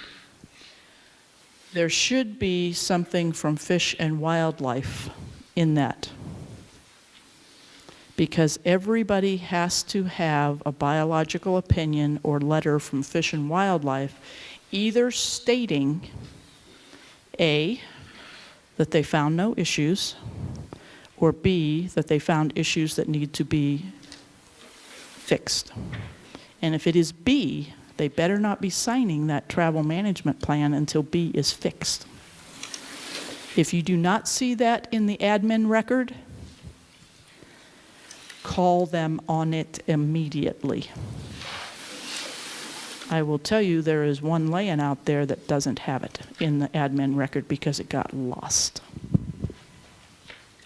So I've called agencies to ask questions before, and something, I don't know if it's just post-COVID or what, but it is so hard in most cases to get anybody on the phone. I'll leave voicemails, I will call, I'll email, they'll say, oh, you need to talk to so-and-so, I'll have them call you. I mean, it's just this complete runaround, and sometimes I have 30 days, I have 15 days even sometimes for a comment period, and then if I do finally get in touch with somebody, because usually with emails, and I mean, eventually I get somebody, but oh, now I have... Give them 3 days. When you call them the first time, say, well, if they don't call me back in 3 days, I'm documenting this, I'm going to call their manager. Call the manager, tell the manager, you know, and you're probably going to get the same thing. Say, well, this is now 6 days out of 30 that I have lost. Document this, send this email to those people. Okay, I've lost 6 days now. Keep going up the ladder till you get to the state director or the forest supervisor. Demand another 30 days based on that. The courts will not refuse you because you have not gotten a response. They have to respond, and they cannot wait till day 28 or 29 to respond, because then you have no time to respond. They cannot do that. I've had that happen in an office. It was due to lack of personnel, but they gave the 30 days without any problem. And actually, they gave them 45 days. They called me and they said, what should we do? I said, how long is it going to take you to respond to all these people that I'm getting calls on? They said, probably a week. Then I said, you better give them more than 30 days. And they gave them 45 days. It didn't even go to the lawyers. They just gave them 45 days. The lawyer called me and said, how long did they give them? I said, 45 days. She goes, beautiful. Tell me you're never going to retire. And I retired a year later. Yeah. You said call them on your sign up. You said call them on your sign up. But isn't that something you want to kick down the bin to use for? Yeah. Folks, you have got to keep documentation on what you're doing. I don't care what it is. Document it all. Make sure you're sending emails to these people. Hey, I spoke to Tammy on such and such date, and this is what we talked about, and this is what we agreed upon. Send that to me. And if I don't agree with you, I'm going to send you an email back. Oh, no. Mark, that's not what we agreed to. We agreed to this. But if I let it go and I don't respond, then the courts are going to say, well, Tammy, you had a chance to respond. You didn't disagree with him. That's what you must have agreed to. Document everything, folks. Yes, it is a pain. Yes, it's going to take you some time. That's why you need a team, because you cannot do it yourself. You have a life. Okay? I think using social media to our benefit to document things like that is a really good tool. If you are part of a club or an organization and you have one of these conversations and they fail to respond, document it on your social media site, your club, organization, because that's permanent. You can't get rid of it. And once that's out there, to take trail reports. We used to always do trail reports when we ran a trail. Write a trail report after every run you do. Be brief, but put pictures on it. If you know the Forest Service or BLM road number, get one of them when you're out on the route. That really helps trying to search for these things when we need them. But if we wait until the comment period is open, we've lost. And that's the point I'm really trying to get across today. If you wait till the comment period, you're so far behind the 8 ball, you're not even on the table. Yes? So related to that, moving forward, we can always try to be more involved pre-comment period, but there are so many different pieces of planning going on. It's very difficult, even if you're doing this full-time, to be intimately involved pre-comment for everything. So what do you suggest from an agency perspective when you do miss comments? I've worked with some travel management plans and land management plans where public notice was pretty obscure. It was like very minimally released. It was suppressed, and then public involvement was also suppressed during the scoping. Okay. When you go to that scoping meeting, what should you be asking that agency about when they're going to announce things? Where are they going to announce it, and are you on the mailing list? And then everybody that's at that scoping meeting should be sending, if it's me, an email saying, Tammy, I was at the scoping meeting. I understand you're going to put it in XYZ place, which I don't have access to, so please make sure I'm on your mailing list, and here is my address. Then, if you don't get notified, and you find out your brother's cousin's uncle Bob did, you call me immediately and you say, Tammy, I didn't get notified. And I go, oops. And I go looking to find out why you didn't get notified. It could be an honest mistake. I will tell you that right now. Mailing lists in an agency are difficult to keep up to date. And heaven forbid, this is something you can all laugh about, somebody puts out an update to the software. Because 99% of the time when an update to software goes out in a federal agency, the software goes down. And we lose something. because I think they think we're beta testers. I have always said that they think the federal government is a beta tester. I have lost so many things I could scream, and I have a couple of times, and had people come running, what's the matter? It's down, it's down. I had it all ready to go, and it's down. And then it comes back up, and it's gone. For about 2 years, I used to back up my computer onto a hard drive every night before I left. It took an hour. My boss got aggravated with me paying me an hour of overtime because I was not doing it during my regular 8 hours. But I did it after I lost all of the mapping for a TMP. And my GIS person was upset with me. So when they called me in and started yelling at me, I said, well, the only way to fix this is that I have to back up that up every night. And they said, well, go ahead. And I said, and I'm not doing it during my 8 hours, so you're going to have to pay me overtime. So they did, reluctantly. It never happened again to the GIS portion of it, but I made my point. I have a way of making points. With regards to like documentation, obviously like emails and that are easy to do, but if you're like writing things down like in a notebook, like how valid is something like that when you're making phone calls? It is valid if you're documenting it on a regular basis and you're dating it and everything like that, and you have someone else witness it. So you write it down, you have him sign it and date it. Have someone else sign it and date it. It's better if it's on something electronically and it's signed and dated. But if you're going to physically write it down, have someone else sign it and date it. I had someone at a public meeting one time. I told her that I would do something. She wrote it down on a piece of paper, and she walked over to me later. She goes, will you sign and date this, please? And I sat there and read it and went, yeah? And I signed it and dated it. And when the draft came out and it was in there, she came over and she goes, well, I brought this just in case it wasn't in there. And she had. It's like, okay, she listened to me. Would a timestamp picture do? Yes. Mm-hmm. Whatever you got to do, folks. It's common knowledge in the agencies. If it's not written down, it didn't happen. And I will tell you, there are people that have not lost their jobs over some things because somebody didn't write something down that they did, and they couldn't fire them over it. This is more for the group than it is for you, but you make comments about why Sue was successful, that they followed through. Can you speak a little louder, please?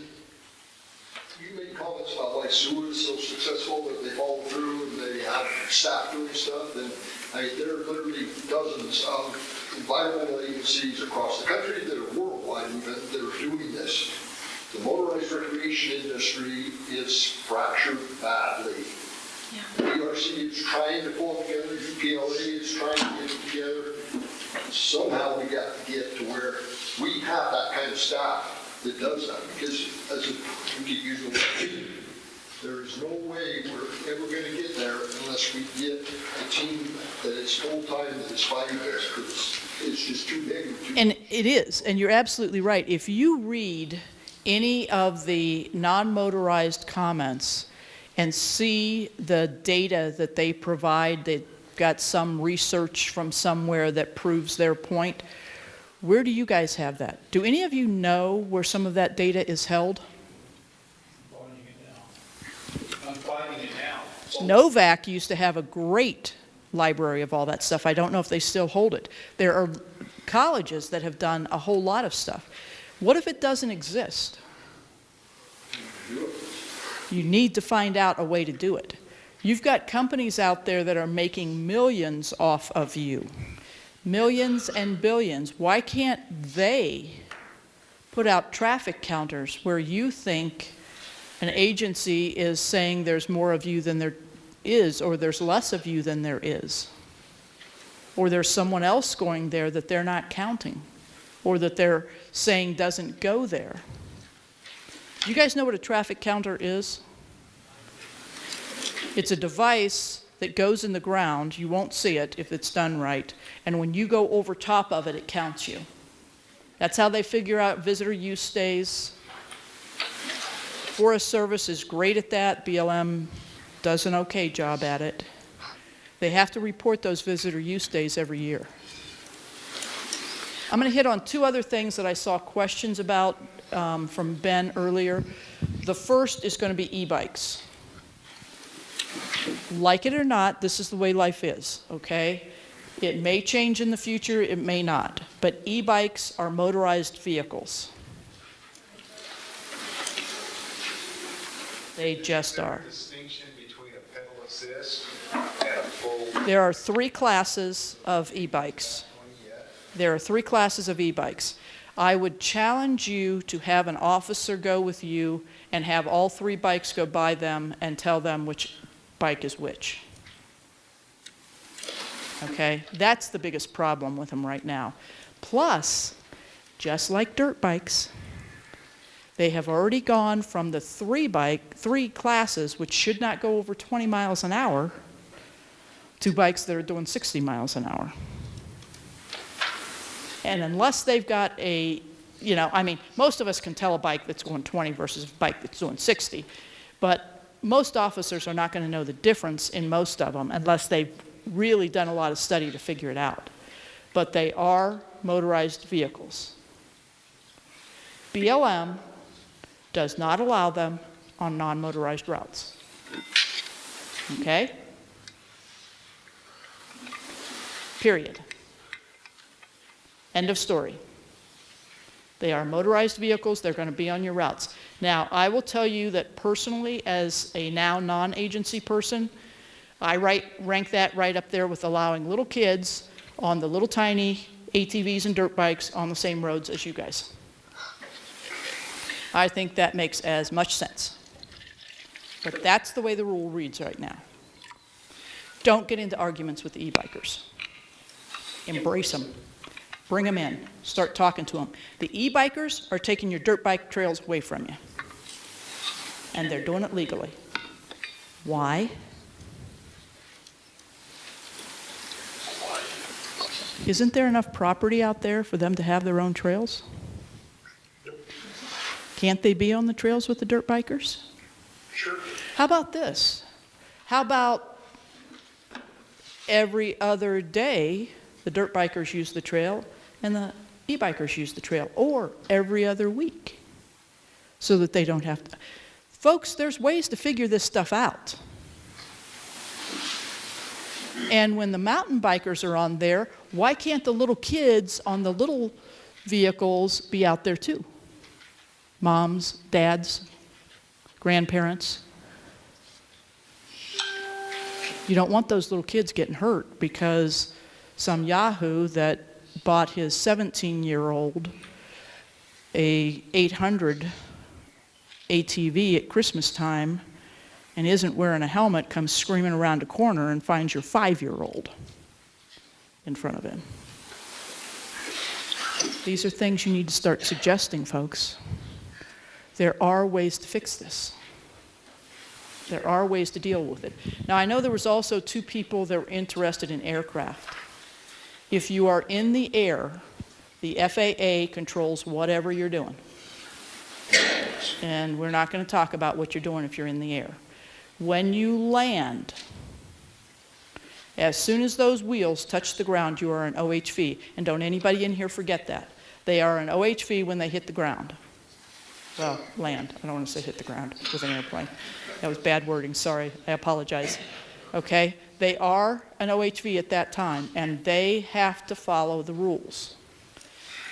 I've talked to the Backcountry Pilots Association many times about the backcountry runways and things like that. In Arizona, the FAA has jurisdiction over a lot of those, and there are some of them that they will tell you that they accept and some they do not.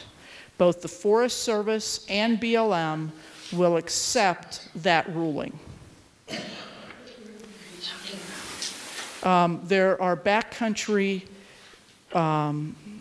runways that are not like Sky Harbor or the Salt Lake City Airport or any of the little airports. They're just paths that have been cleared out for years. Could have been by a rancher, could have been by other people that just have their own planes and they go out next to the wilderness. I had one on the Tonto National Forest that came up to the Wild and Scenic River and stopped so they could get into the wilderness. They would take their planes and they would land with their back to the river and their back to the Matazal wilderness, and they'd come in there. They had a picnic table and everything there, a windsock and everything. They'd land their planes there, and then they'd walk over into the wilderness, or they'd raft the river. The FAA had it on their list of runways. Yeah, it had an FAA identifier. However, I had another one down closer to Cave Creek that the FAA would not give an identifier to. So what's the issue? Well, the FAA would not admit to what the issue was, but one of the local pilots told me the issue was because of where it was on top of a mountain. It was too easy to miss the edge of the mountain because he said that when you came up on it, as you came to the edge, the mountain went up and you couldn't see you were at the edge and too many planes had gone off, so the FAA would not approve it. So that one, the Tonto National Forest never recognized as an open backcountry runway. So, you know, those things happen, folks. And I will tell you that as a recreation specialist for the Tonto National Forest, I learned all this because both with the Forest Service and BLM, I don't handle it. You know who handles it? Your aviation person with fire. So if you have those questions, call your local office and ask them, is it your fire aviation person that handles these issues? 99% of the time, I believe you're going to come up with a yes, that it is the fire aviation person. Because I am going to tell you right now, I don't know the first thing about operating a plane or how long a runway has to be. But your fire aviation people are going to know. And they're going to be able to tell you because that's who takes the issue. And if anybody's got time afterwards, I'll tell you a funny joke about a district ranger who thought she could tell a pilot what they could do on her district and what happened with her when the forest supervisor found out. But, you know, backcountry pilots, they can go so many places that most of us are not going to get to in a day. And they have a lot of fun doing it. Yeah, you know, and it's just that recreation doesn't normally handle those issues for them. I have handled a lot of times them, you know, they called me at the district many times because something had happened and they needed help. They couldn't get, you know, a plane had gotten damaged when they set down or something, and they'd call me and I'd say, hang on, I'll get hold of the right person, tell me where you're at. And it was usually the one next to the Matazal Wilderness because a fire had gone through there at one time, and a lot of times when we had heavy winds, something would get blown onto that, and when they would land, they would hit it and not know they couldn't see it from the air as easily as they thought they could, or they'd be sitting there and stuff would get blown onto it and hit the plane.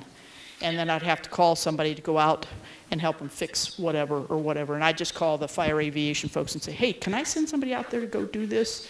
And fire aviation was always like, as long as you're not doing it yourself, Tammy. No, I'm just sending the fire guys out there to do it. And the fire guys would go out and help whoever was out there. There are over 120 airstrips on BLM land in Utah.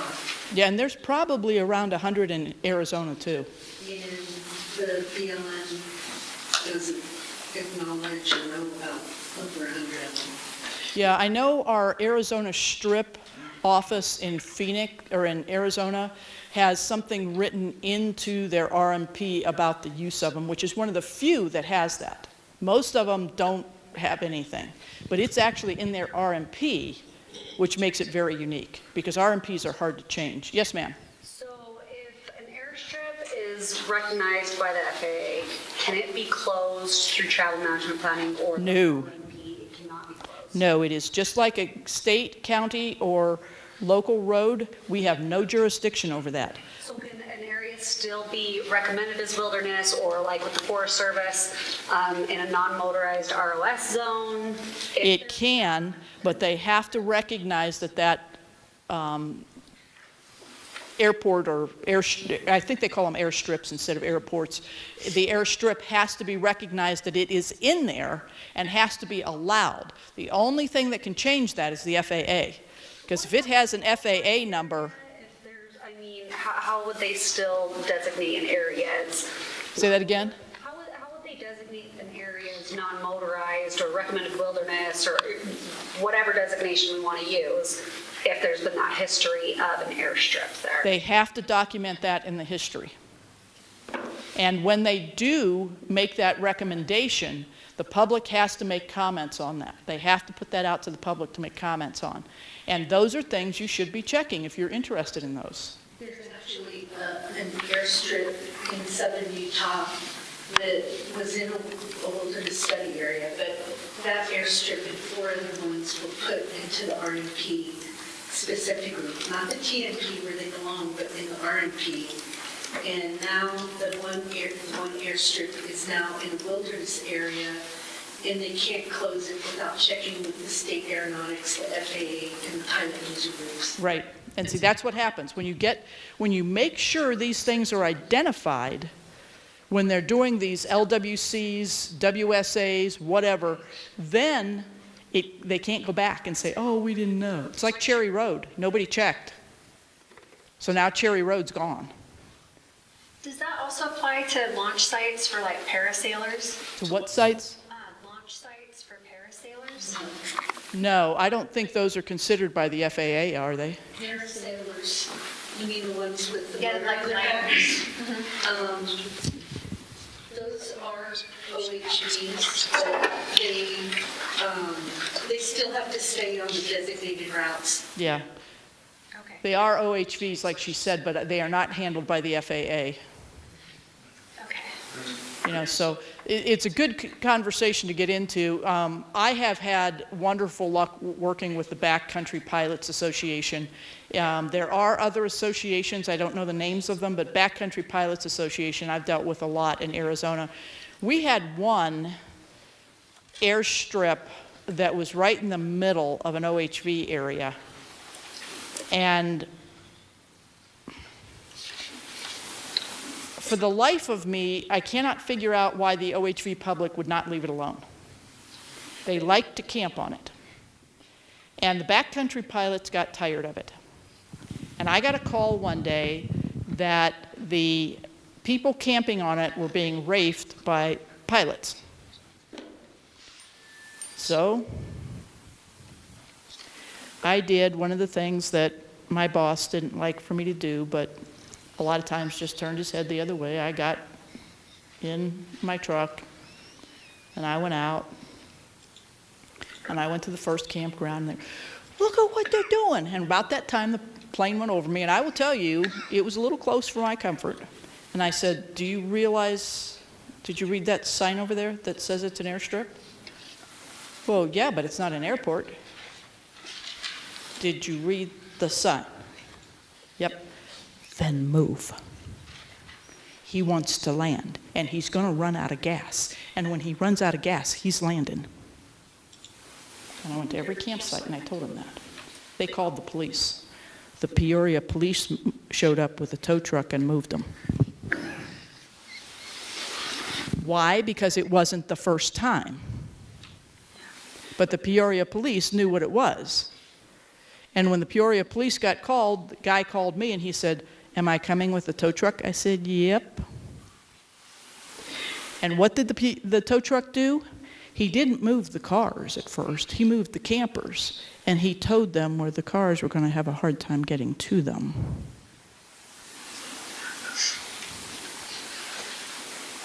I don't think those campers camped there again.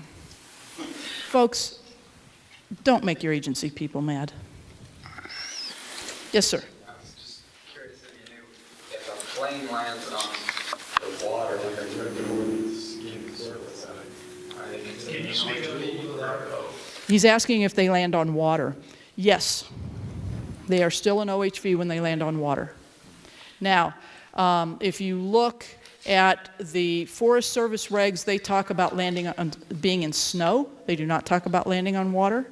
And BLM does not specifically talk about landing on water, but it is the same thing. And they can land on water. But they also have to follow the regulations. Is it legal for them to land on water? Yes, it is. You have to dig for that regulation, but it is legal for them to land on most waters. You cannot ever land on wild and scenic waters. So you need to know where your wild and scenic waters are. And that goes for power boats as well. It goes for power boats as well. You cannot have motorized on wild and scenic waters, period. I don't care what it is. Are boat launches classified or documented? Yes. And you mean any of the three, wild, scenic, or recreational status? It's not allowed for motor boats? Yeah, whether it's wild or scenic or wild and scenic, you cannot have motorized. Maybe the recreational. Yeah, if it's recreational, it's different. Yeah. And also, since probably I'm outnumbered here, but airplanes can also land on any of the roads that the OHVs are allowed to be on. Yes. You know, jeeps, motorbikes, unless it's limited to like 50-inch wide or something Yeah. like that. And I want to make this comment too. If a road is closed, it's closed to everybody. Okay? With one exception. Does anybody want to tell me, except for Ben, what that exception is? Administrative uses? Emergency. Emergency. It is not open to administrative if it is closed. It is only open to emergency. And I will tell you this, especially during fire season, I don't give a crap where they go. I worked fire long enough that I want them going wherever they have to go to get that fire out. How are lands with wilderness character properly designated? What kind of process can get into that designation? Can it be done with the TMP? No. It is a higher level, the same level as an RMP, and it has to be done that way. A travel management plan is a living document. It does not have an end date. An RMP has technically an end date. A travel management plan does not. Someone had asked me, Ben had referred to me, a question about whether a closed road under a TMP can be opened back up. Yes, it can. Let me tell you this, though. If a office spends 18 to 24 months of their time doing a TMP, and then you come in next month and ask them to open something back up, heaven help you. So following on that, in Moab, there were a number of routes that were designated as lands with wilderness character. They've been open before, but now all of a sudden they show up in the travel management plan that they're lands with wilderness character. When were they designated as that? I don't know. You need to find that out. And you need to make sure that they did it properly. And were those roads put into that inventory when it was done? Well, they were open on September 27th. They've been closed on September 28th. Would they have already been closed if they were lands with, because they have to be managed as they are, not? Okay. Find out where that documentation is. See, this is the kind of research you guys need to be doing, and this is why you need to have a big team, because he's not going to be able to do it all himself. It may take this whole room to find that information out. You have to work together, folks. Remember, a travel management team is anywhere from 5 to 10 or more people. Plus, you've got a management team behind them that's going to decide whether or not they did their job right. So you're probably looking at 10 to 12 people, or 12 to 15 people that have made this decision in the end. Do you think this gentleman right here is going to do all that for you guys? No way. He's got a job. He's got a family. He doesn't have time to do all that for you guys. You have got to band together and work together to do this. Okay? So hypothetically, a road is closed during travel management planning, a wildfire occurs, They go on that for emergency response. Is there a case to be made after saying, because that road needed to be utilized for emergency response in the future, we should just keep that road open? No, you have no case. Emergency use is emergency use. I will tell you, I have been on enough wildfires where I have seen roads created because they needed to get in somewhere. They'll just rehab it. Need that emergency response again, and it might be quicker if Yeah, and I have done under TMPs, I have specifically stated that we are limiting a road to admin use for fire only. Because I had a fire guy sitting there saying, Tammy, if you want to close that to everybody else, I understand, but I need it. And I go, okay, limited to fire use. Then there's no question about them using it, because they may use it other times of the year for other things, which was the case in most of these. You know, they needed to get in there to do other things. They needed to get in there to do thinning. They needed to get in there to do other things. That's not emergency use. But that fire guy was sitting there and told us that. Okay, you can limit it. So if a road needs to be open for administrative use, I mean, if they're still getting use on that road, there's still going to be that impact. How come the public, like what's the argument? There could be a number of reasons. One of the biggest reasons that it's closed to public use is because there is a species of some sort, whether it's an animal, a plant, or something, that we can't mitigate for. And if we can't figure out a way to mitigate for it, we're going to close it to the public to reduce the amount of use to save that species. That is one of the biggest things I have seen. The other thing I will tell you that the agencies will try to avoid telling you is because that route is used by that 5% illegally, and they go off into this area and that area that doesn't need to be used, and we can't do anything about it. But that's management by closure. Yes, and that's when you find out, say, well, why did you really close it? Well, we've got this riparian area here, and you find out it's 400 yards away.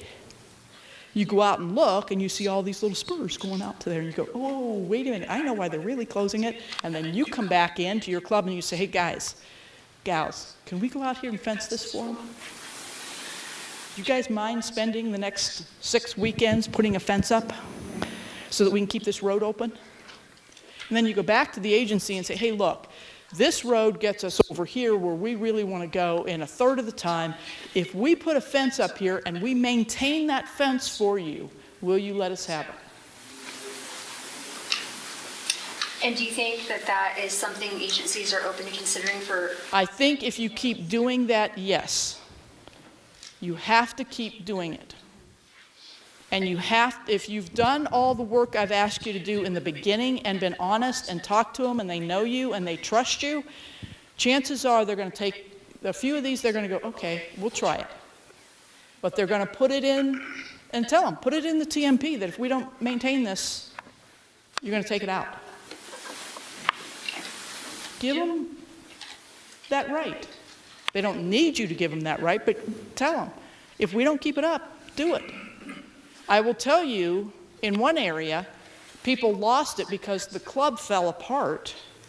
I went to the other clubs and I said, does anybody want to take this on? No, we don't use the area. Okay, it got closed. So, let's say that the TMP is issued with that route closed, and then the club comes in and says, hey, we'll maintain this fence for you. You're too late. So when can you add something in? If it comes out in the draft EA, and you've already told them you want the route, and they come out in the draft EA and they've got it closed there, you go right in right then, and you say, hey, look, we want to make an agreement with you. We want to get this changed. We want you to let us put up whatever barrier you want so that we can get this open back up. Don't let them get that signed. Once it's signed, folks, you are looking at a freaking wall getting over to get something changed. But it is possible, right? Like it is, it's not totally cut and dry. It is once a plan is done, that team is exhausted, and they have put off a lot of other things that they're required by law to do to get that plan done. And there is no manager in this world that's going to want to change things right away to fix whatever you've now found. You had time. So if like years later we find, Yeah, then, but if you come in the day after and ask for something, no. Now, I will tell you, if there was an honest mistake made, they're liable to fix it. If there was an honest mistake made where everybody agreed up front that this road should be limited to ATVs, and somehow it gets closed, and everybody goes, in the draft we said it was going to do this, and we told everybody we was going to do this. How did that end up? They'll put out something right away and say, oops, we screwed up. But if all through everything it said it was going to be closed and nobody made any effort really to do anything until it got signed, and then you go, oh, wait a minute, we forgot about this road. Oh, a bunch of the airstrips, they're not designated routes.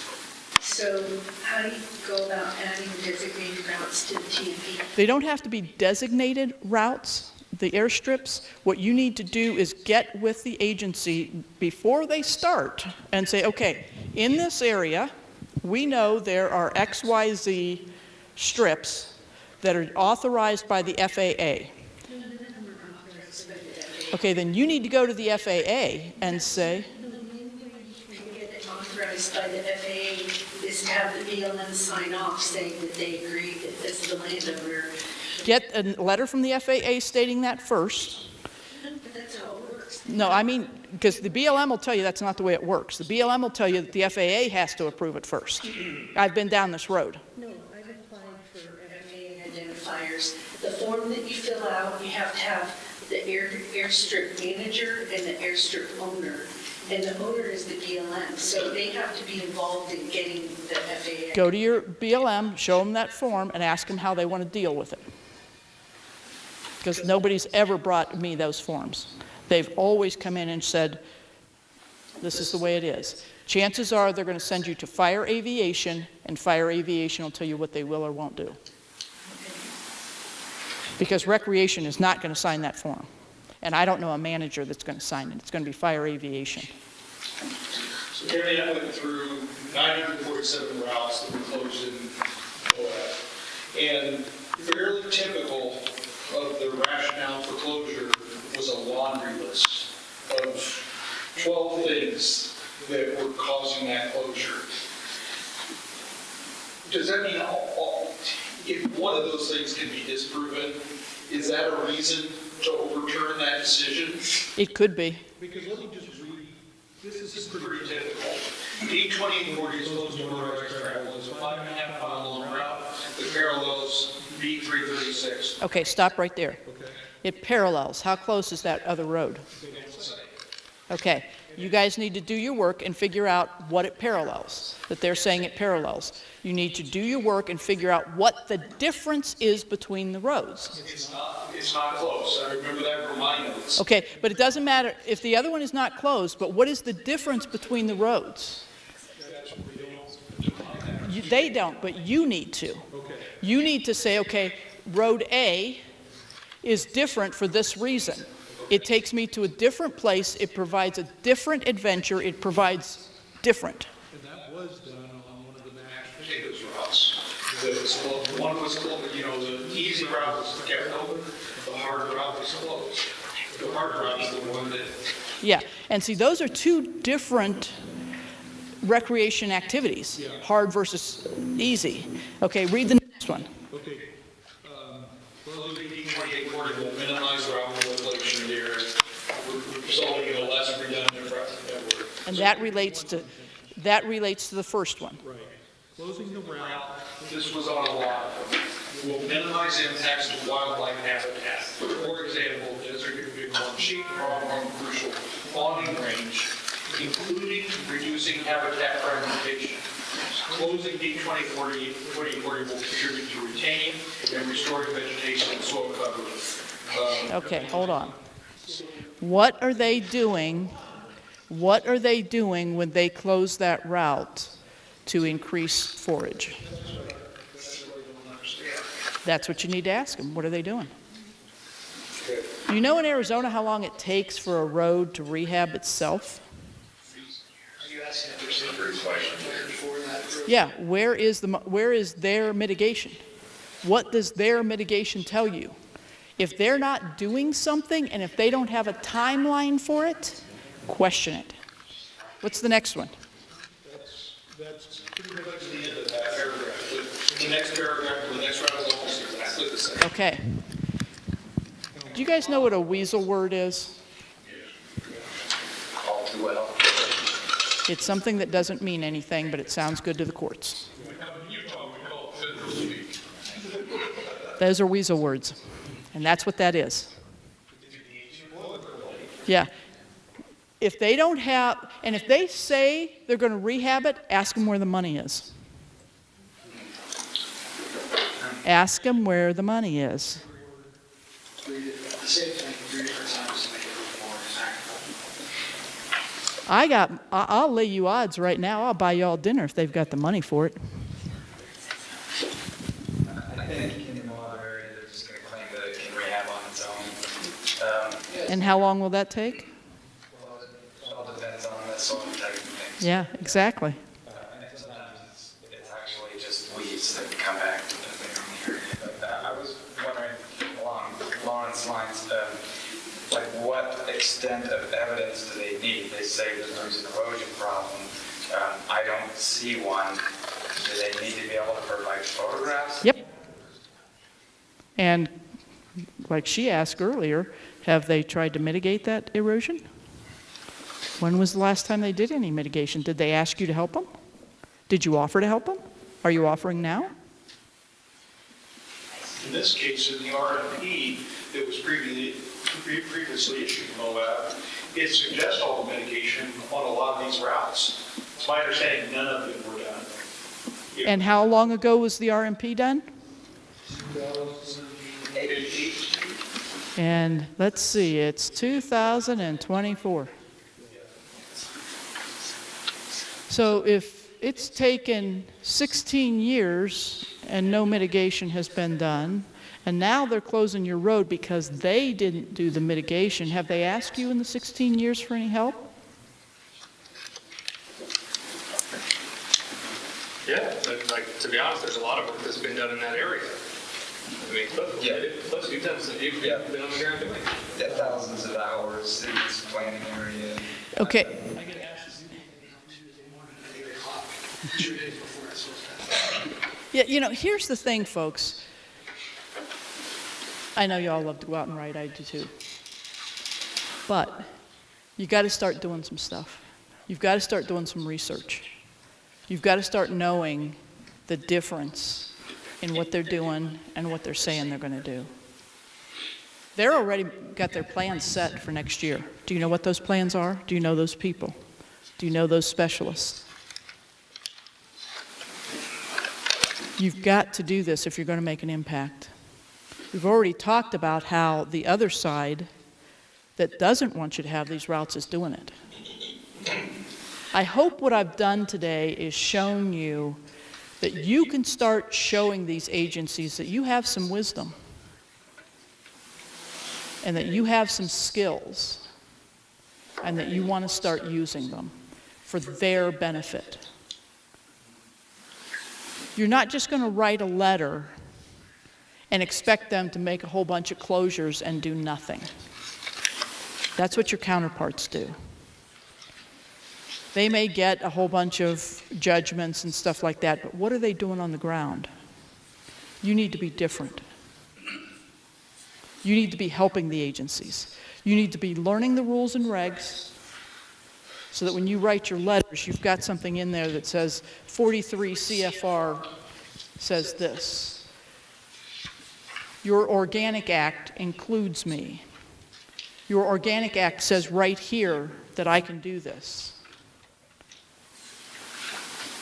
The 2005 OHV rule says for the Forest Service that I can do this. I'm offering my club services X number of weekends a year, if that's what it takes. Please do not offer any services that you're not willing to do. Don't. Yes? know this sounds crazy, but I actually joined Sue on social media to see what they're doing, try to just see what they're doing. You can go to their websites and you can see those plans, just like you're saying. We're going down the swell. They're repairing the pictographs, the petroglyphs, whatever is in there, and they're planning these. You can see it right there on the website. Yeah, the other side, if you want to talk about them that way, is more committed than you guys are. And I'm not saying that in a derogatory way. They are more committed because they spend more of their available time getting these things done. You need to start doing that. And I can tell you, I have spent the last 25 years telling people that. Was that true of volunteers, or were they staff people doing all that work? I'm talking about the non-motorized folks. Yeah, I'm saying, were they getting paid, or was it actually volunteer time? I don't think they're paid, but I will tell you, as I've told Ben, the non-motorized groups have, CBD is reportedly has 100 lawyers. I have a question. What does that tell you, folks? I have a question. Has anybody here heard of Agenda 21? Yes. Look it up, folks. And look at it, because that might be interesting. That could be part of what the movement to close access to public lands. Do you know the Dingle Act? Do you know the Dingle Act? In the Red Rock Wilderness Act that they're trying to pass? The Red Rock Wilderness Act? Folks, most of these that you look them up, they will also take you to read something else. If he looks up one of them and finds something else, he should send something else to this person. He should find something else and send it to that person. You guys have got to get organized, and you have got to start reading and learning.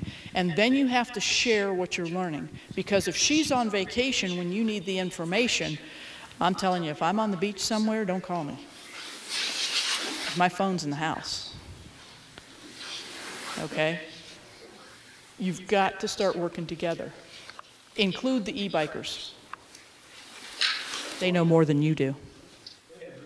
In planting areas where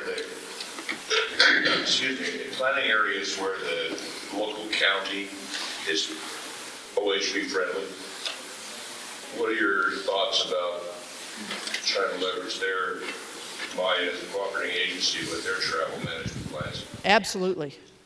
If you're seeing OHV clubs who are non-cooperating agencies get a road in that wasn't part of a county travel plan? Yeah, absolutely, because I will tell you, especially around the Phoenix area and what I call the metropolis in Maricopa County, there are multiple cities that didn't want anything to do with OHV until state parks told them how much money was in it.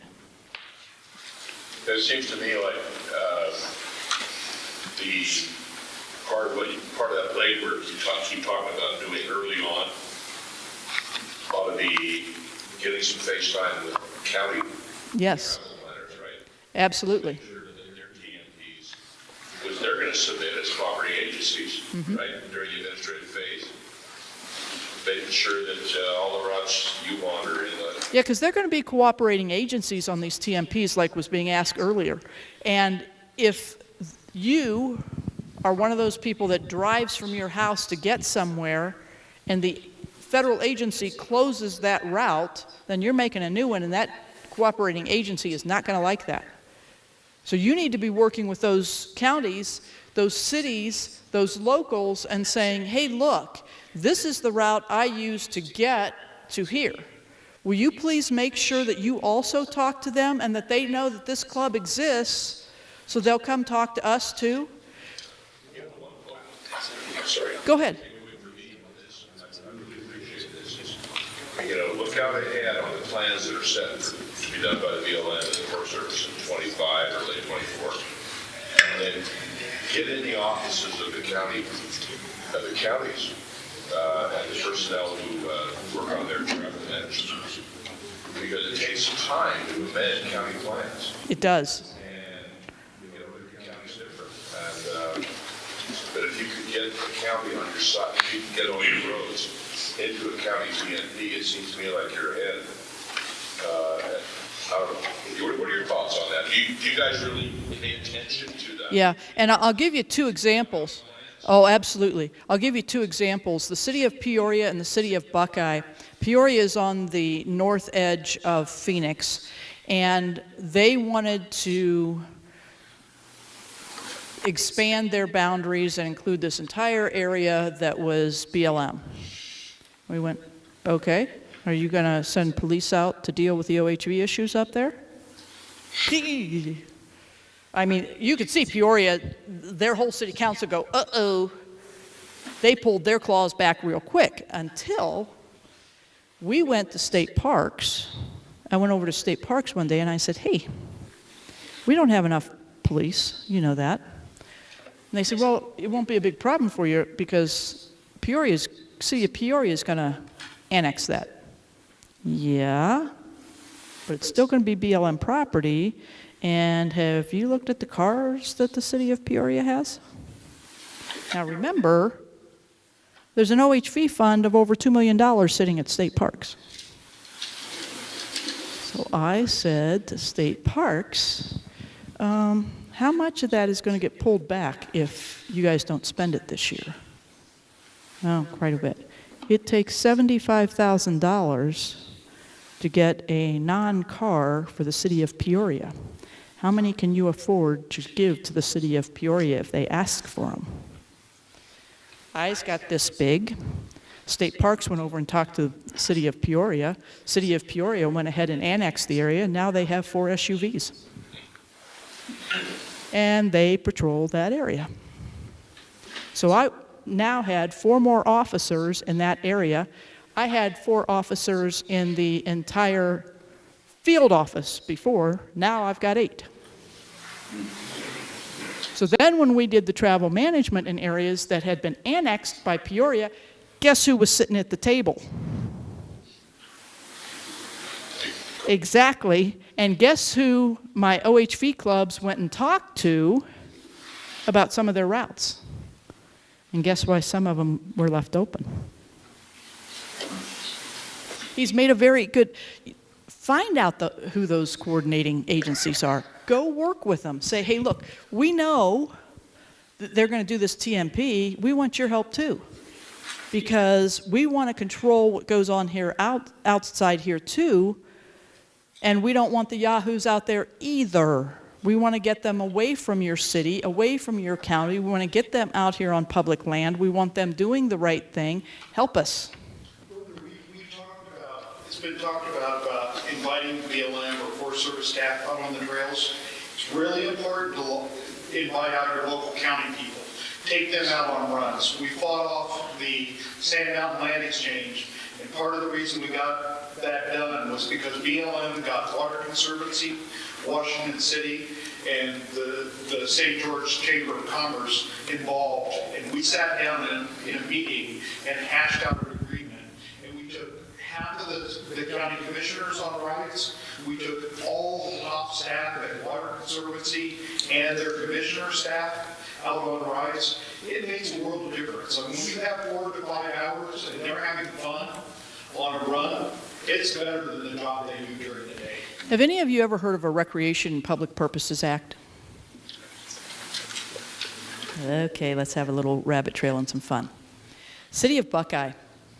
There is a piece of BLM land that is within the boundaries of the city of Buckeye.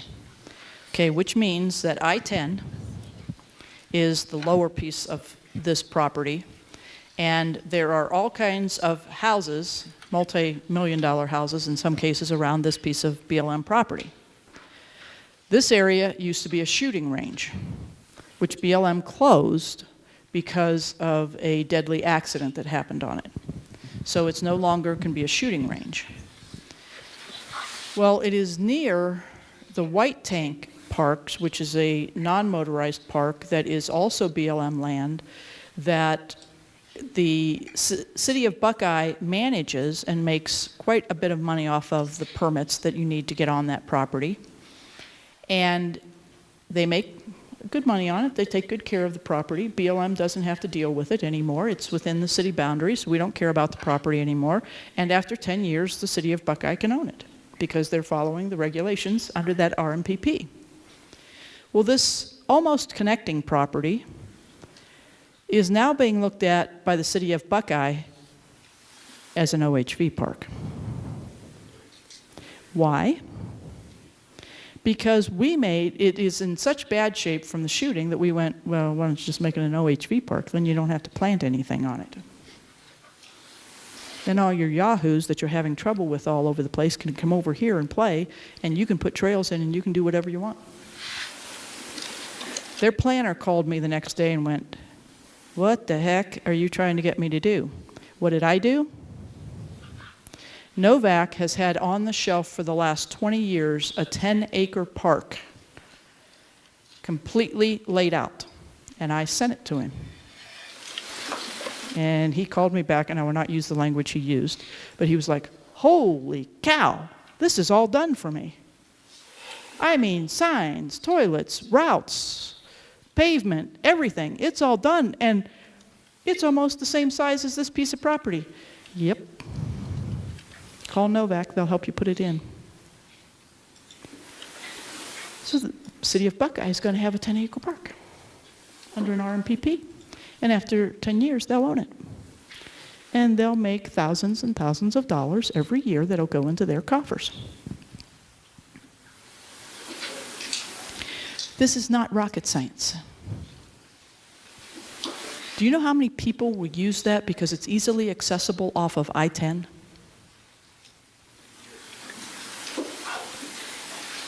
Buckeye is one of the biggest growing cities in the state of Arizona.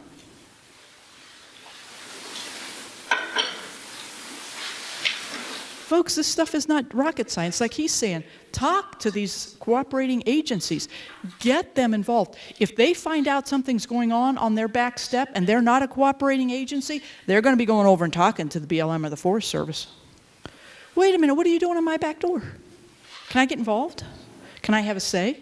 The answer is yes and yes. And if there's any no there, it's going to change to yes. Because they're just going to call the governor and say, wait a minute, what is he doing? Get him involved, folks. It's to your advantage. Get the yahoos off the public land and put them in a park. Yes, ladies. So I'm curious on the topic of counties, which thank you for asking that question. I was going to ask the same one. But on that topic, what's the federal agency perspective of local county jurisdiction? Because constitutionally, counties trump federal and state agencies in their managing authority. It is just like roads and trails. We do not have any jurisdiction over what they do. If they have an RMPP on a piece of property, we let them do, as long as they're following the conditions of the RMPP, it is under their control.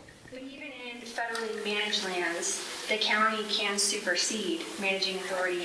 If they annex the property, there's a whole legal ramification of them going through all of the legalese about, now they've annexed it, so their police have control, and they don't actually end up with control, but they have some jurisdiction.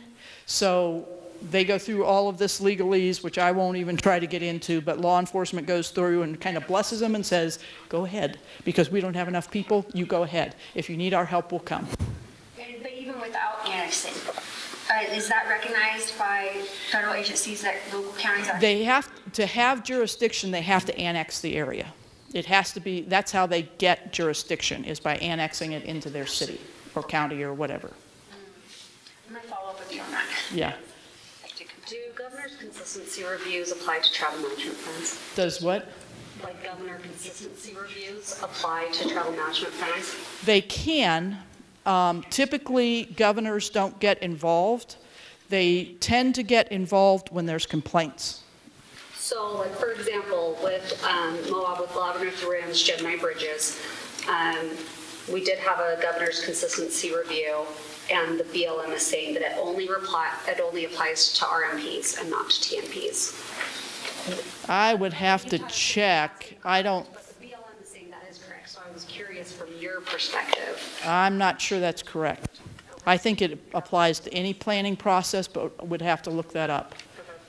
I think it, like I said, I think it applies to any plan. Yeah, I think it applies to any planning process. The BLM said no. They specifically said that in the travel management plan is an implementation level plan, so they won't accept any sort of consistency review if it's implementation level. Yeah, and I'm not sure we can say no, that BLM can say no, but that's up to them. You'll have to look at the laws and see what they say. We can just limit it to one more question. This guy's hand, and I want to just introduce the people from UPLA and also BRC. Thank you. So we had a good discussion about routes and route planning, but of course there's area designations that are actually a bigger deal. They kind of set the scope of what you can even debate, which routes are a possibility. You have the OHV area designations from the executive orders that both the BLM and the Forest Service do. And then with the Forest Service, there's this extra hoop of recreation opportunity spectrums, which have become as black and white as an area designation. For forest plans, if it's a non-motorized R-West zone, it's a closed area, the way they're defining it. And it's striking to me that when you have routes, there's a route report, several pages explaining why they're going to close this given route.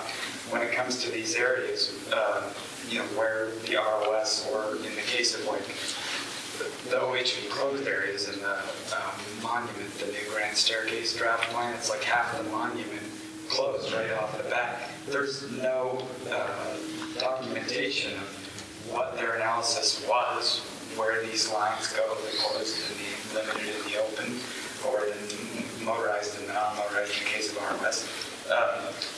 And so did that even get analyzed, and can the public expect to have an opportunity to review and comment on that? There has to be some kind of an analyzation somewhere, and you can request that analyzation. Check the proclamation for the monument first to see if there's anything in there, because just like with wilderness areas, when we were talking about roads into wilderness and around wilderness and all of that, there may be something in the proclamation that states, in this portion of the monument, there will not be XYZ recreation allowed. Haven't seen that before, but I can't say it's not in there. So check the proclamation first. Then when you go to look at the designation that says it's not allowed, ask for the paperwork that shows why it's not allowed. And expect an opportunity to comment on that. Yeah, ask when the comment period was, ask for a copy of the analysis, ask them for the data. Thank you. Okay? There has to be data to make these decisions, folks. Unless there's a proclamation, like with a Wilderness Act or a monument, there has to be an analysis. I can't, when I was an agency person, I couldn't just make a decision to do X, Y, Z without analyzing it. That's what NEPA's about. And I'm trying to figure out which it's like automatically required. I know I can ask, but in the case of some of these forest plans, they're already approved. And so what I'm wondering is, did their process leading up to that approval actually comply with the law, since they gave no indication as to why they drew the ROS lines where they did? Yeah, just go back and ask them. They're probably going to squirm at first because you're asking since it's already signed, because that's why I'm telling you in the beginning, you need to be working with these folks long before they start these plans, because nobody likes to get to the draft of the plan and then have you dump a whole bunch of information on them. Start working with them now, asking them, when's this plan going to be worked on, especially travel management plans. Those things are tedious, folks. Like I told you, they're very tedious. So start working with them now. Find out when the area you're most concerned about is going to be worked with, and say, okay, how can I do this? How can I do that? How can I help you? What are you concerned about? What can I do to help you? I want to make sure that you and I are talking about this so that I don't have to do any legal thing at the end. Because you don't. I mean, nobody wants to go to court. There is no agency person in the world that wants to go to court. They don't. They want to do it right up front, and they want you to be happy with it. They know you're not going to be happy with everything. I mean, let's face it. I'm not happy with everything that's going on in my life, and I'm sure you're not. But there's things you have to accept. But did you do the work in the beginning so that you could be happier? And that's what I'm trying to get you to see. You've got to do the work in the beginning. You've got to go to them and say, okay, this travel management area I'm really interested in. Here's the routes we've been using for a long time. Do you have them on your inventory? If not, will you accept our inventory of them so that you can talk about them? Here's the data we have. Can we talk about this? Work with them. Don't make them come looking for you. They don't know you. You know them. There's a lot fewer of them than there is of you. Make yourself available to them. And remember, like I told you, budgets are going down.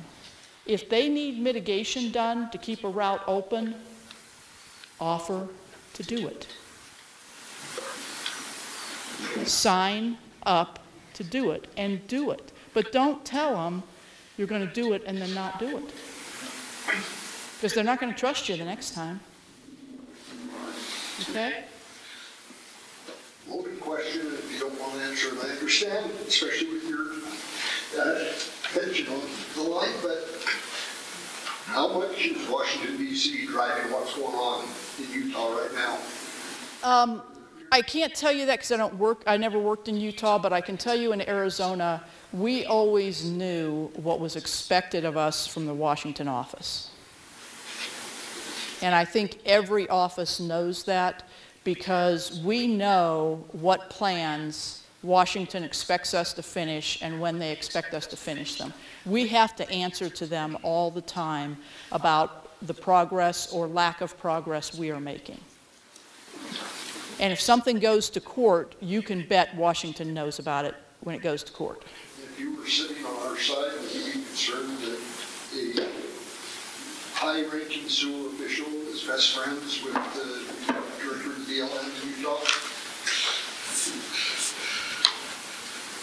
It would depend on what kind of friendship that is. You know, you can be friends with somebody and never talk about a travel management plan. You can be a church member with somebody and never talk about your agency. So it depends. At that level, people are usually very careful about the friends they hold close.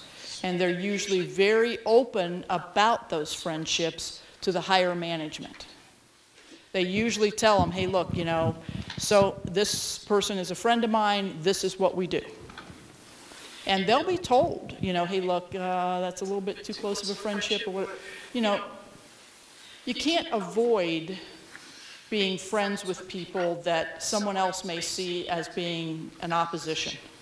You can't avoid that totally because we all have different things that we're into and stuff. I mean, I can tell you I have been accused of being friends with certain organizations that I didn't even know my friends were part of. Okay? So you can't avoid that totally, but it depends on what that friendship is and how it's being used. So be very careful assuming that just because they're friends, there's something wrong there. And I never make that association because I have friends that are members of CBD. I have friends that are members of BRC. I have friends that are members of groups all the way in between. I never joined any of those groups when I worked for the agencies because I felt it would just look too bad. Some people do. I gave up my membership in the National Rifle Association when I joined the federal government because I didn't want anybody to think that I had some undue influence from the National Rifle Association. Now, I can tell you, I know plenty of people that have those type associations. I was just super sensitive to it and didn't want people to think that. So again, be very careful making assumptions that just because they're friends, something else is going on. Okay? Doesn't mean it really is. Because I will bet you that if you look into some of your friends, some of them are probably attached to some groups that you're going, really, George, you're part of that group? Yeah, so see, you know, I mean, it could be all kinds of stuff. So just be real careful with that, because when you make those assumptions, if you make those assumptions and then you say something, you could really make an enemy out of somebody that you don't want to make an enemy out of, and really hurt their career unintentionally. So just be real careful with that, okay? Anybody else? Yes? Well, I could shed a little light on that question about DC specifically. I work for the state's public land office, or the state's government's main kind of the lead on all these travel management issues. And we think there's really intense interference from Washington, D.C. on what the BLM's doing locally. The local BLM in the Vernal area, they were about to roll out a draft travel management plan for the Flaming Gorge area. We were getting prepared to respond to that, and then it just disappeared. And our understanding is that they sent it back to D.C. for final approval. Folks in D.C. said they didn't like it. There are too many roads open. It was too friendly to the state and the counties.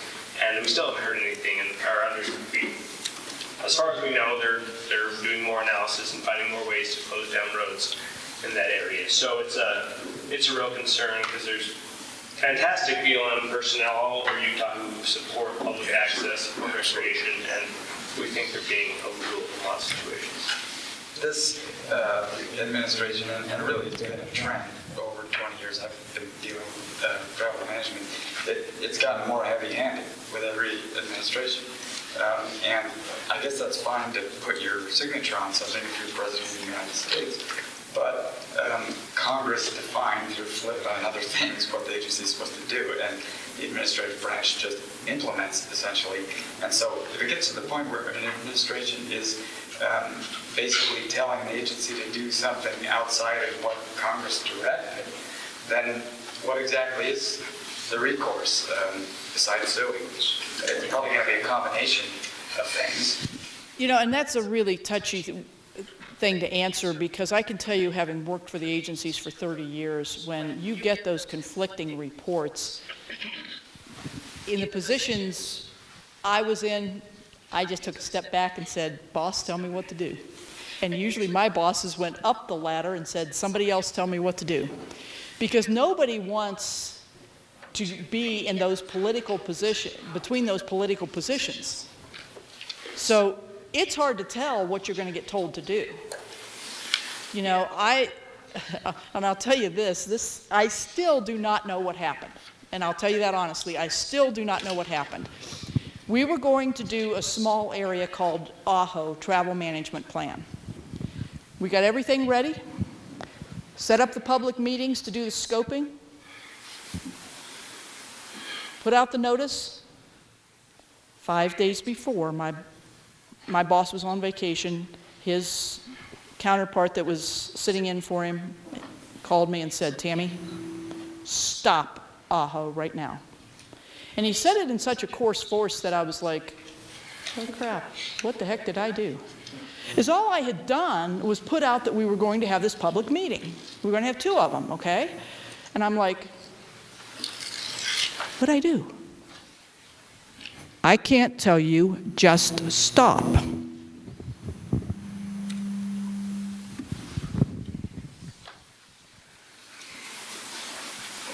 Well, we've got a scoping meeting put to do on Tuesday. This was on Thursday. What do you want me to do? Do you want me to not, I'll just cancel it, okay? He goes, hold on, I'll call you back. He calls me back in an hour. Now, scoping, remember, is the first thing that you're actually doing with the public. He says, no, you're holding the scoping meetings. And then you're going to shut it down. Now, at the scoping meetings, I'm going to ask them to send in comments, and I'm going to give them 30 days to send me in routes and everything that they want, but then I'm going to shut it down.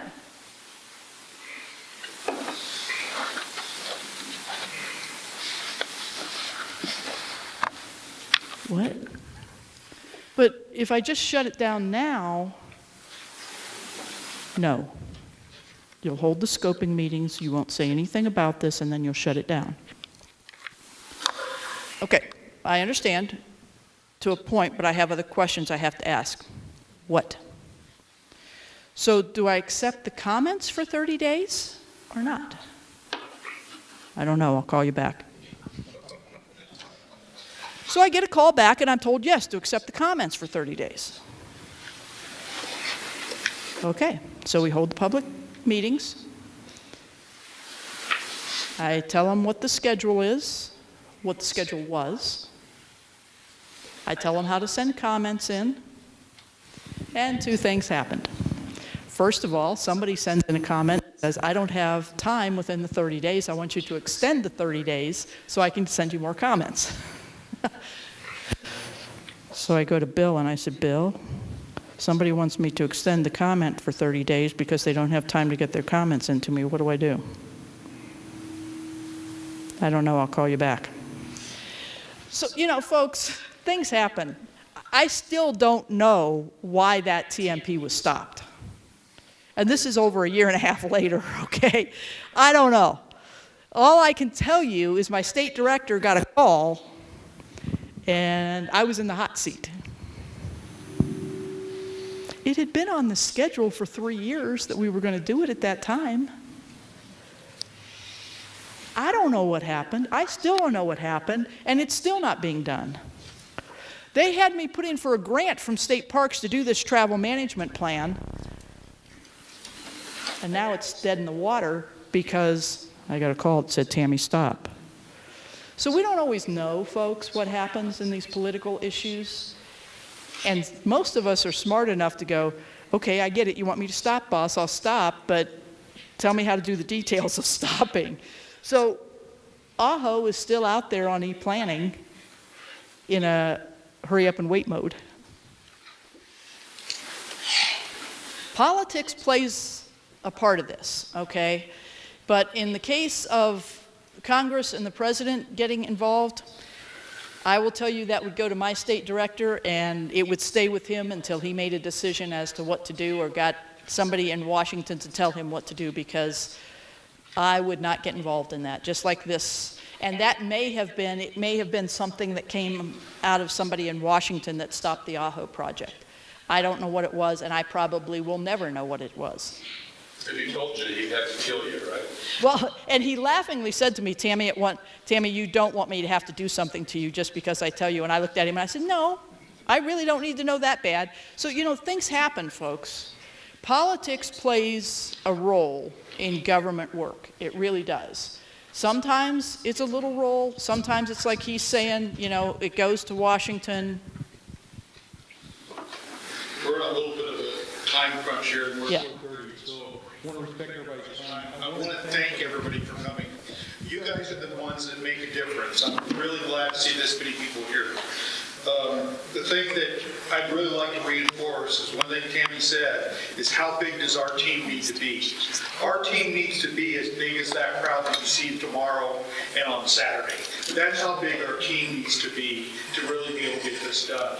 I mean, even with this size group, we can't analyze all these routes and the drafts. We just can't do it by ourselves. We got to get our communities, our clubs, our organizations really to buckle in, and I hope this gives everybody a little bit of an overview of how we can organize to be able to get this done. We have people here today that I'd like to introduce formally. Ben, everybody knows Ben. If you have any questions, I'd like to take about 15 minutes. If you have questions for Ben or Simone Griffin, as BRC's public policy director, and UPLA just made the decision to hire a public policy consultant. Rose Lynn is with us today. She's from California, but she's going to be doing work for us remotely. We've signed a contract with her, and she's going to help us organize to be able to get these plans analyzed and understand the laws and the regulations behind. The thing that we need everybody's help from is disseminating that information. It is so hard to get word out to people that if we don't share information when we find it out, we're losing.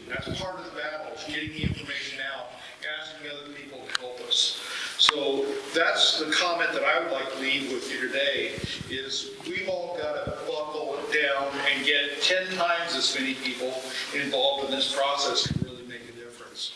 And I'd like to hear, how did you guys like having Tammy come in today?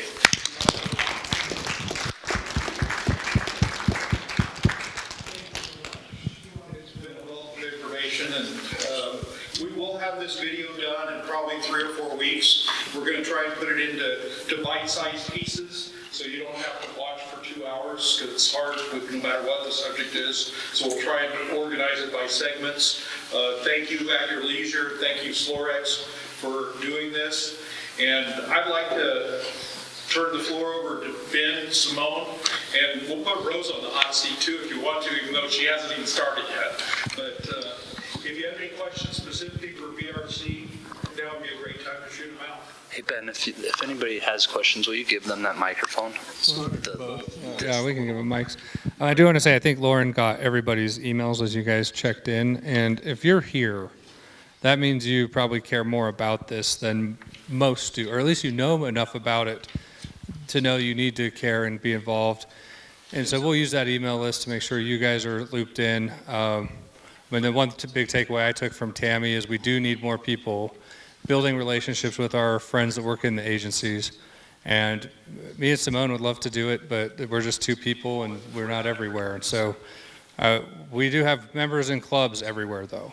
And so we want to help you guys do that. We want to help be part of those conversations. And so if I don't already, I know a lot of you too already, but if not, we got your information out there and we'll be reaching out to you. And we'll be at SLOREX all weekend. You can come by and get a business card or anything like that. But with that, let's go ahead and answer some questions. Rose is probably the smartest one here. So if we've got some questions, let's hear them.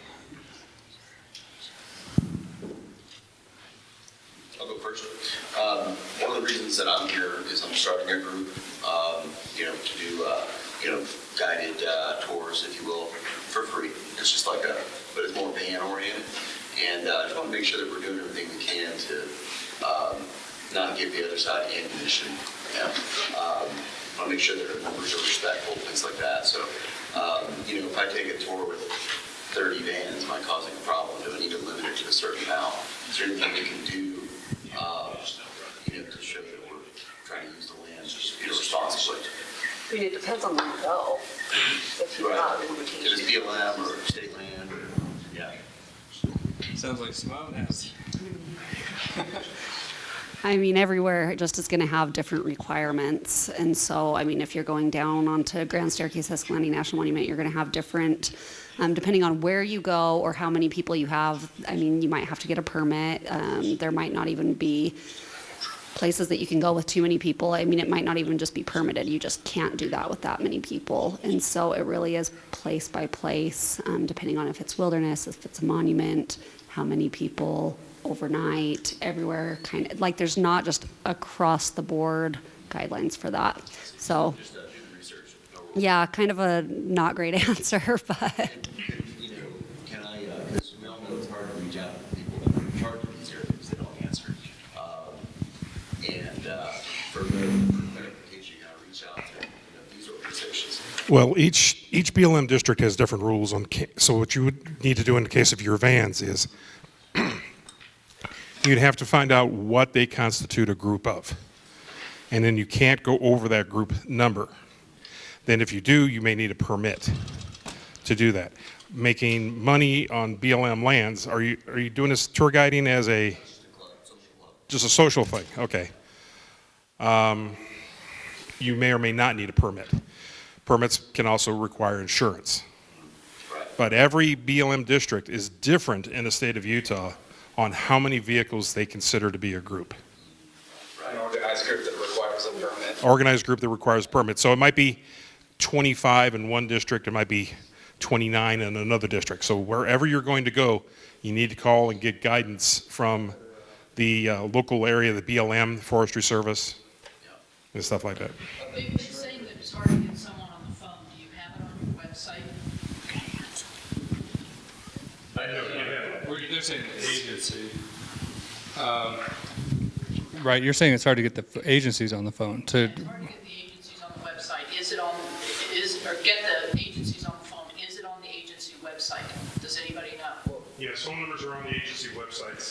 information. The information about group events. Yes. Most of the time, I mean, when I look, I find, I'm not going to say that's always the case, but in a lot of situations, I have been able to find out on the field office website. I sent out a directory with the contacts I've got for both travel planners that are assigned and the district field managers. I've got almost all those put together.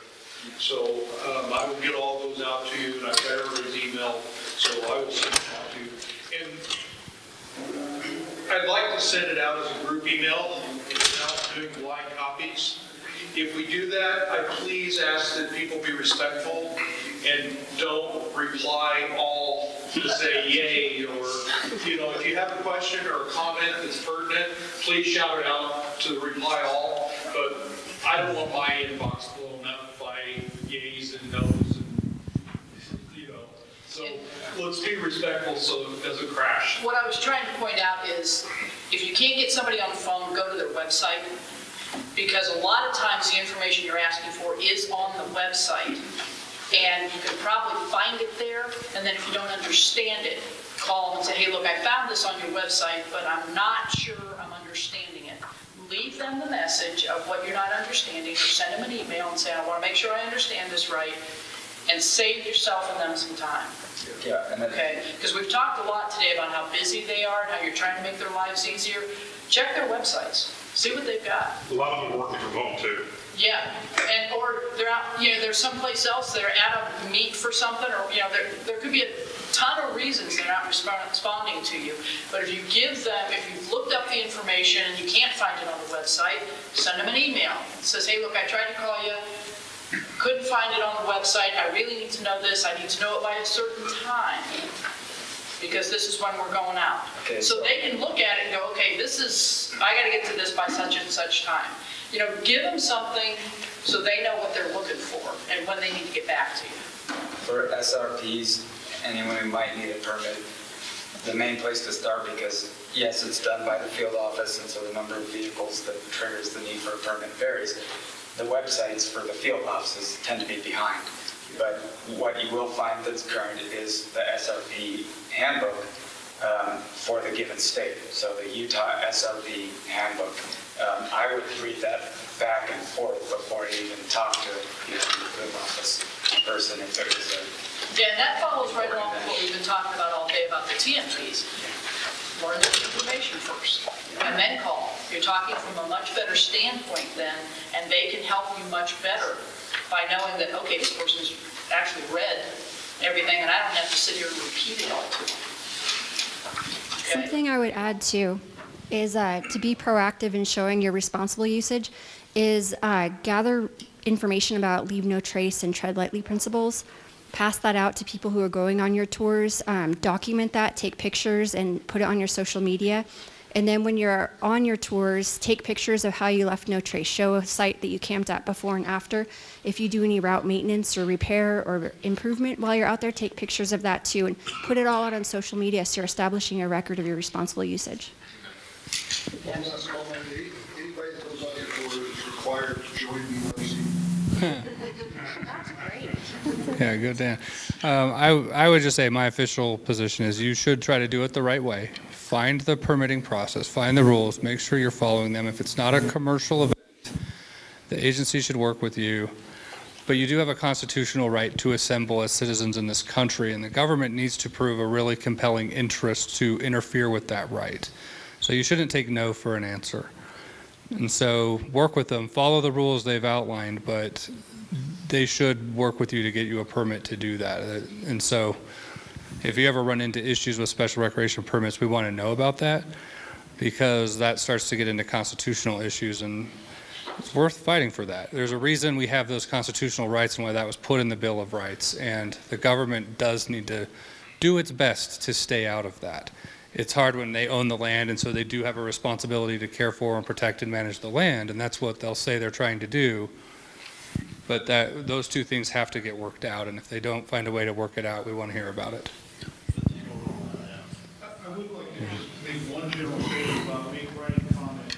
It's much better to write your comments into Word or something like that, a word processor, and then paste them in on the agency's website or put it attached. You know, and closed on the value of form letters, but there is an important distinction on submitting comments through BRC, and that's that BRC can represent you as a member. So what I tend to do is when I submit comments, I submit them directly to the agency, and then I go to the BRC website, I wipe everything out of their comment writer and paste all the stuff that I put into Word and send it to the BRC website. That way it's all individual, it's all custom written, it's not a form letter, and it comes from BRC. So, Ben, did I get that right about the representation? Yeah, and you turn yours in as well independently, right? Yeah, and I mean, to speak to form letters, since Tammy talked about it and Loren, I understand the agency's perception of these. I still think a citizen choosing between doing nothing and sending a form letter, it's still better to send the form letter. The reason I invest in the tools to do that is because we get into a moment where we need to do an administrative appeal on a plan or something. We're needing access to the administrative record, and even not in an administrative appeal. There's times where I want to know what was asked for, what was said, what was made in the comments. Yeah, and you have to do a FOIA request to get that, and that can take a year to get documentation out of the agency, where if I'm using a tool to do that, it gives me visibility into the process of what our members and sympathizers and supporters are saying. And that makes it a lot more easy for me to articulate our positions and assert those more strongly. And so what I told Tammy is, it's like, I understand that the agency doesn't like form comments, but those aren't for you, those are for me. And that helps us articulate a stronger comment on behalf of our organization. And it is what it is. It's a democratic process, and I appreciate when Loren and others do take a lot of time. I mean, I know Simone goes and looks through all of these and does the same thing the agency does. Tries to find the ones where people added in new stuff we didn't know so that we can be better at our job. And so that's why we use that tool. But I back up what Tammy says. If you're just sending in the form comment, the amount of impact you're going to make on that decision is very, very minimal. And that's why we did this training today. We want people to learn how to get very good at this and show up with very substantive comments that influence the agencies and add important information into the record. I have a question. So it's definitely important for people to go through the sharetrails.org website and preferably to write unique comments. If they're going to replace all the form letter, should they specify, I am a member of BRC, I support BRC's position on this issue? Does that have any relevance to the BLM? I think it does, if you put in there all the organizations that you belong to. Okay. I have always looked at that to see who they belong to and where they were coming from and stuff like that.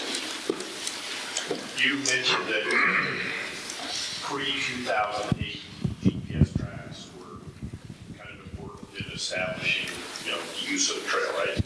In that case, yes, it was in that particular case. So, but is that like an important thing, say in San Swell? I mean, we talked about just certain areas, or is this something we should be trying to collect? And to go back to what I was talking about, in 2008, that LWC was established. So, and it was also in the 2009 RMP for that area, it was declared that they were going to manage it as an LWC. So that's why it was important to have the information of the trails they were using prior to that. I don't know in this case when that LWC was established. What you'll have to find out is when that was established and if they had the list of trails before that. So my question is anyone in this group making a concerted effort to collect GPX files that people have? Because I have stuff going back to 2000, right? I mean, but I can tell you, if you try to collate all the GPX tracks that the people in this group have, it's a bit of a nightmare, right? It is. But some of them would establish the use of, because that stuff's all timestamped within the files, right? Your GPS recorded it on a certain date. So, I mean, that could be a record, but I don't think anybody's attempting to collect everything that the people here have. Good point. I think we probably need to try and do that. Well, then we're going to have to start getting the message out to some mailing lists that they need to start, and then somebody's going to have to sit through that, and that's... Particularly, I think probably the better strategy, at least the plan I've got, is to kind of take take it as the travel management plans are coming up on the horizon. So it wouldn't hurt in your case because you've got so many, Shannon. I would say I would take the time to just send them to each district office, to the field district manager, and say, we'd just like to make you aware of these tracks, and do that in advance. But we really need them as we're getting into, like, on these sewer settlement agreements. The process is a little bit different on these. We get these preliminary maps that we just got on the swell, which is not a normal part of the process. It kind of replaces kind of a scoping to some extent.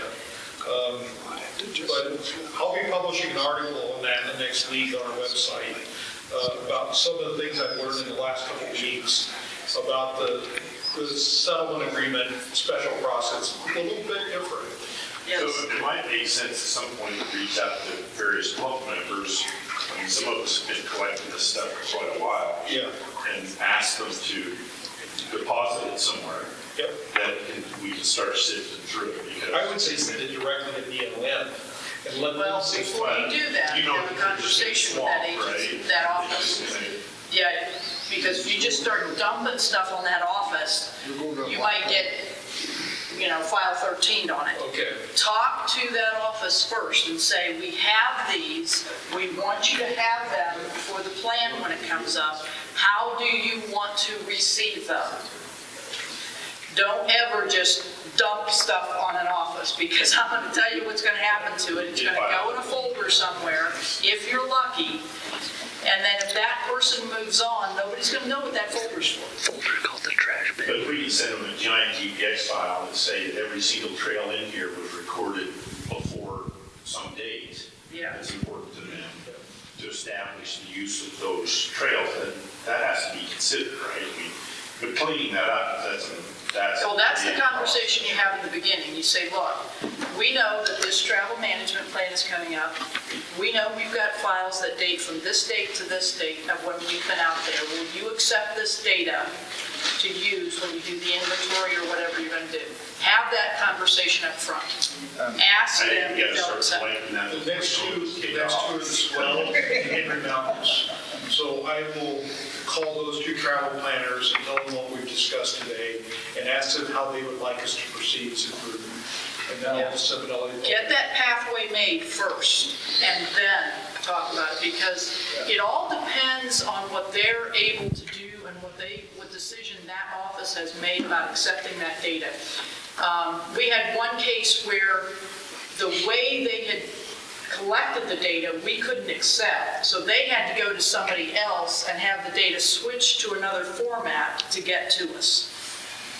And you have to make sure that the office is willing to accept it first, and then what format they want it in, and make sure.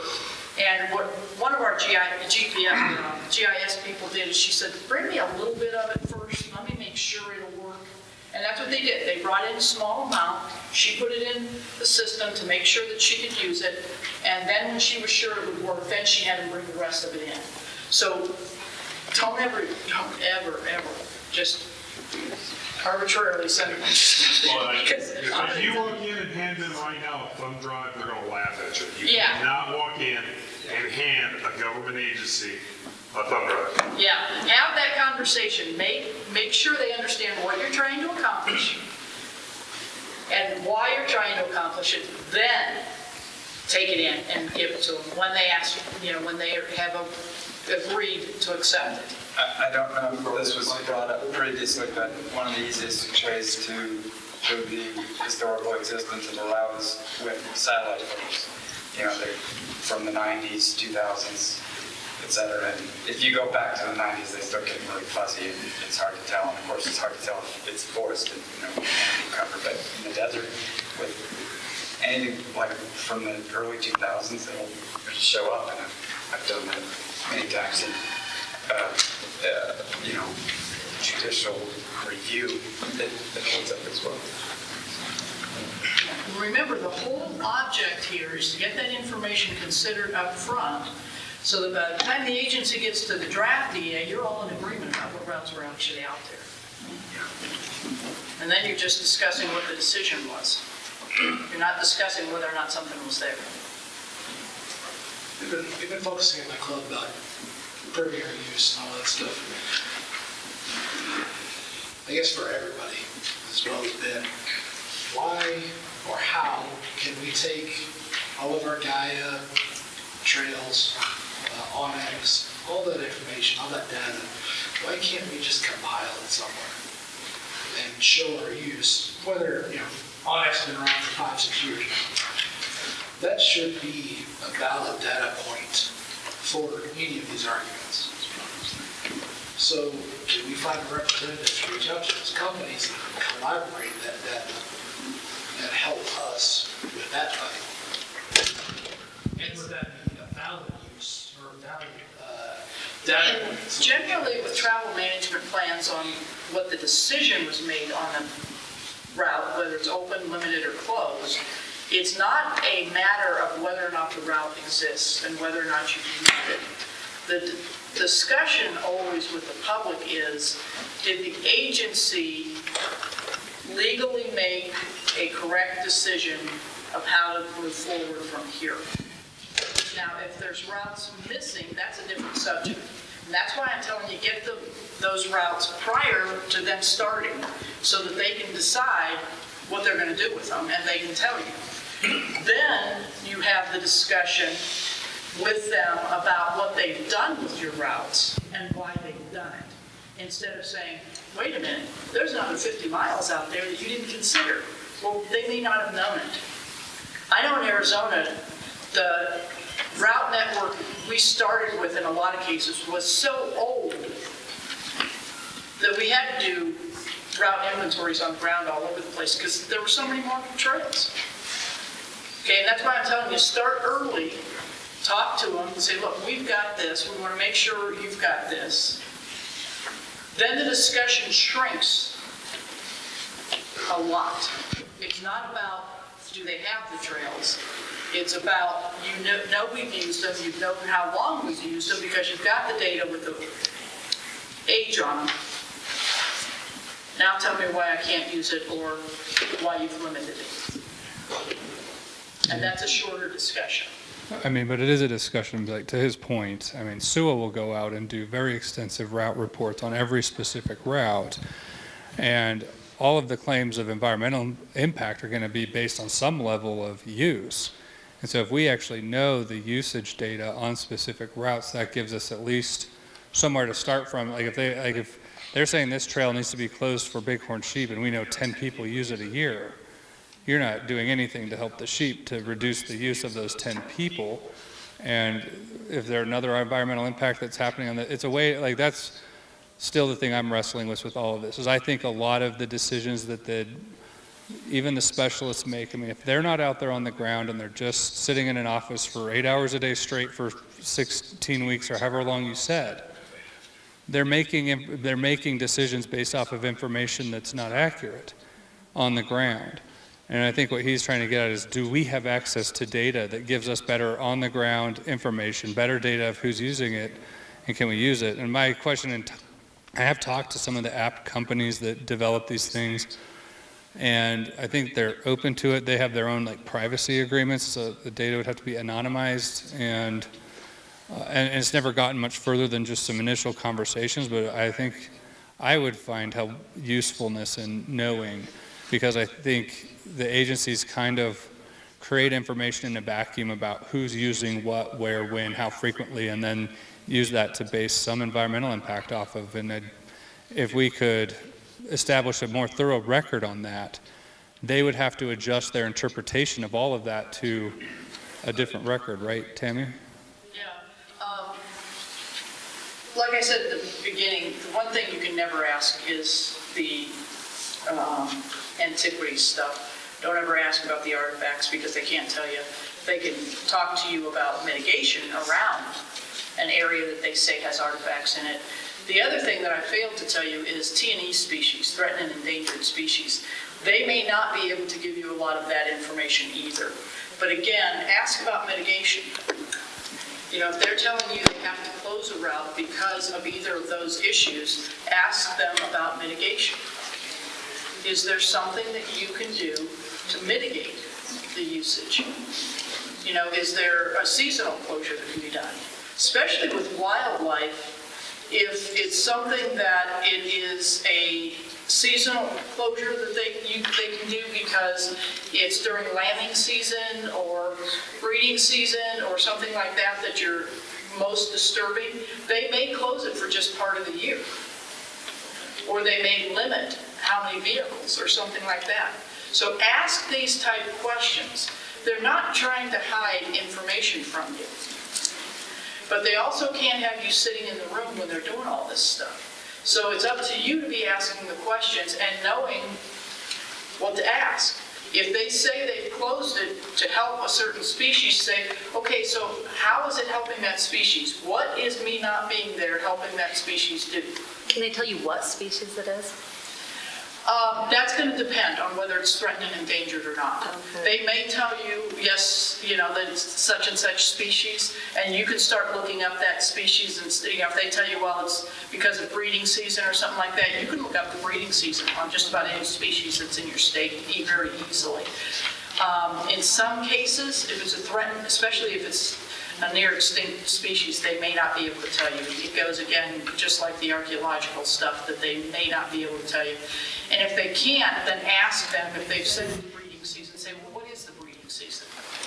So can we work something out so it's closed around that time? You know, we've got areas in Arizona that are closed because of the desert tortoise during certain breeding seasons.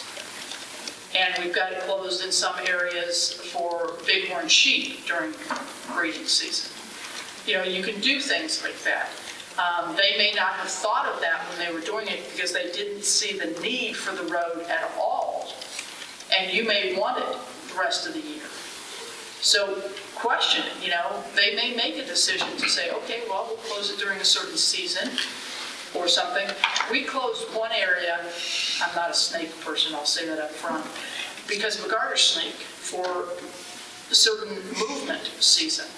There was a certain season where this snake moves out of the mountains into the riparian area. I didn't know snakes did that, but apparently this one does. Okay? I didn't question the wildlife guy on it. He said we need to close this area over it. I was like, the whole area? And he said, well, that would be best. And I said, okay, you realize I'm going to catch crap over this. And he said, well, it needs to be closed during this movement time. And I said, okay, do you know when the movement time is? And he told me. And we buffered it by a couple of weeks on each side so that if it starts moving sooner or later because of the temperature changes, you know, we'd be okay. The public was okay with that because it turns out that the public doesn't go there that much during that time of year anyway. So, you know, there's mitigation that can be done sometimes that maybe the agency hasn't thought of or hadn't considered because they didn't realize it was that important to you. So just ask. I mean, the worst they're going to say is no. And you've already got the no. Okay? I have a question for you on public perception. We're kind of like a group that has a ton of video of all of our adventures, but it's almost zero video of us improving trails, picking up garbage, building fences to help. Whereas the environmentalists, that's all they have. I mean, they have tons of social media where they present them cleaning up something or repairing something or doing something, and then they point to us, and all we have are videos of us kicking up dirt, you know. And I think that maybe as Blue Ribbon has kind of like maybe we can gather videos from all the different members of us doing good things that kind of change the public perception, or at least give us a leg to stand on and point to and say, no, we actually did this. We actually did this. Here's a video of us doing this. Here's I think it's very easy for them, in which they just did a couple of days ago. They pointed at us and they said, see, look at them using that term, stand your ground, and they're basically insinuating like it's, a militaristic stance, and they show, side-by-sides, in their pristine environment, destroying it. We kind of make it easy for them to point the finger at us and say this. And I think we have a vast resource of users that have excellent video that never gets shown. It never gets, I think public perception, maybe it's like if we do a trail, we put a sign up that said this trail has been improved by so-and-so group. I took my family on some side-by-side, and they just assumed the BLM took care of all of this stuff. And the BLM took care of none of it. It was all volunteer work. And they were just like, oh, well, how come you don't have a plaque? I don't know. It's just... Does Utah have a policy on that? Utah BLM, do you guys know? What? On putting up plaques that say XYZ group has maintained this area? You have an adopted trail program here in the state with BLM. We've worked this with several clubs up in northern Utah. And most agencies they have required signage and stuff like that, but yeah, I think it would be helpful just changing public perception of what we do. Yeah, Arizona has allows, we have the adopted trail program, we have on the trails, we have signs that say XYZ organization has done this. We also have it on the kiosks at the beginning that XYZ organization is taking care of this. And who pays for that, the club or the... We asked the club to pay for the signs and to keep them up. Mm-hmm. We get several organizations have put carbonite signs out on trails and have gotten grants from the state to do such things. There's millions of dollars out there. I would also say for clubs to use, but those clubs also have to be a 501c3. Gotcha. And you can go through organizations like UPLA, Utah Four-Wheel Drive Association here in the state of Utah, and work through them to apply for grants. Gotcha. I would also say from a media perspective, to kind of help answer some of your questions, At Your Leisure has tons of this video. We always go out on these kind of projects, so if you ever need video to help support your causes, you can reach out to us, and we're happy to help share that. Yeah. Also, if you're going out on those type of projects, we always encourage you to invite us, because that's the only way we get those kind of videos, is going out with you on those kind of projects. And then also to Tammy's point that really hit home for me, and doing my best not to try to tell y'all to take money out of my mouth because this is my profession, but every one of these manufacturers has videos of commercials that are out there that my sponsors are forced to use, that I'm forced to use, that are showing maybe they're not in an area where it's not a big deal, but they're driving like we should not be driving. They're doing the things in their advertisements that we don't want out there. And I would highly encourage all of you to reach out to those manufacturers and tell them to quit it. And I will tell you outright that Arizona has what's called proving grounds for most of the vehicle companies. And those are used by multiple companies, and they are in the desert. And I don't know who the land actually belongs to. I think part of it belongs to BLM, part of it belongs to state trust land. And I will tell you the commercials that come off of there are not what you guys want out there. Yes. But again, like I said today, you guys have the biggest impact on it. You are the consumers. If you don't like those commercials, put a stop order on them. The company. Make them stop. We did it in Arizona for 3 months. Every commercial that the consumers in Arizona saw that was wrong, nobody in Arizona bought from them. And honestly, from my perspective, that's why I felt like that hit home for me so much, is because I feel like every manufacturer is doing that right now, especially in the state of Utah. It stopped for a while. We didn't see the commercials for a while, because I can remember one of them in particular, one of the ATV companies, when we told them their sales in Arizona dropped drastically. But they knew why, because every person in Arizona that was part of an ATV club was telling them, we're not buying from you, we're not letting people buy from you until you fix this commercial. And it came 2 weeks, and that commercial came down. So, you guys are in control of your recreation. You guys have to be the ones doing it. We can't do it for you in the agencies.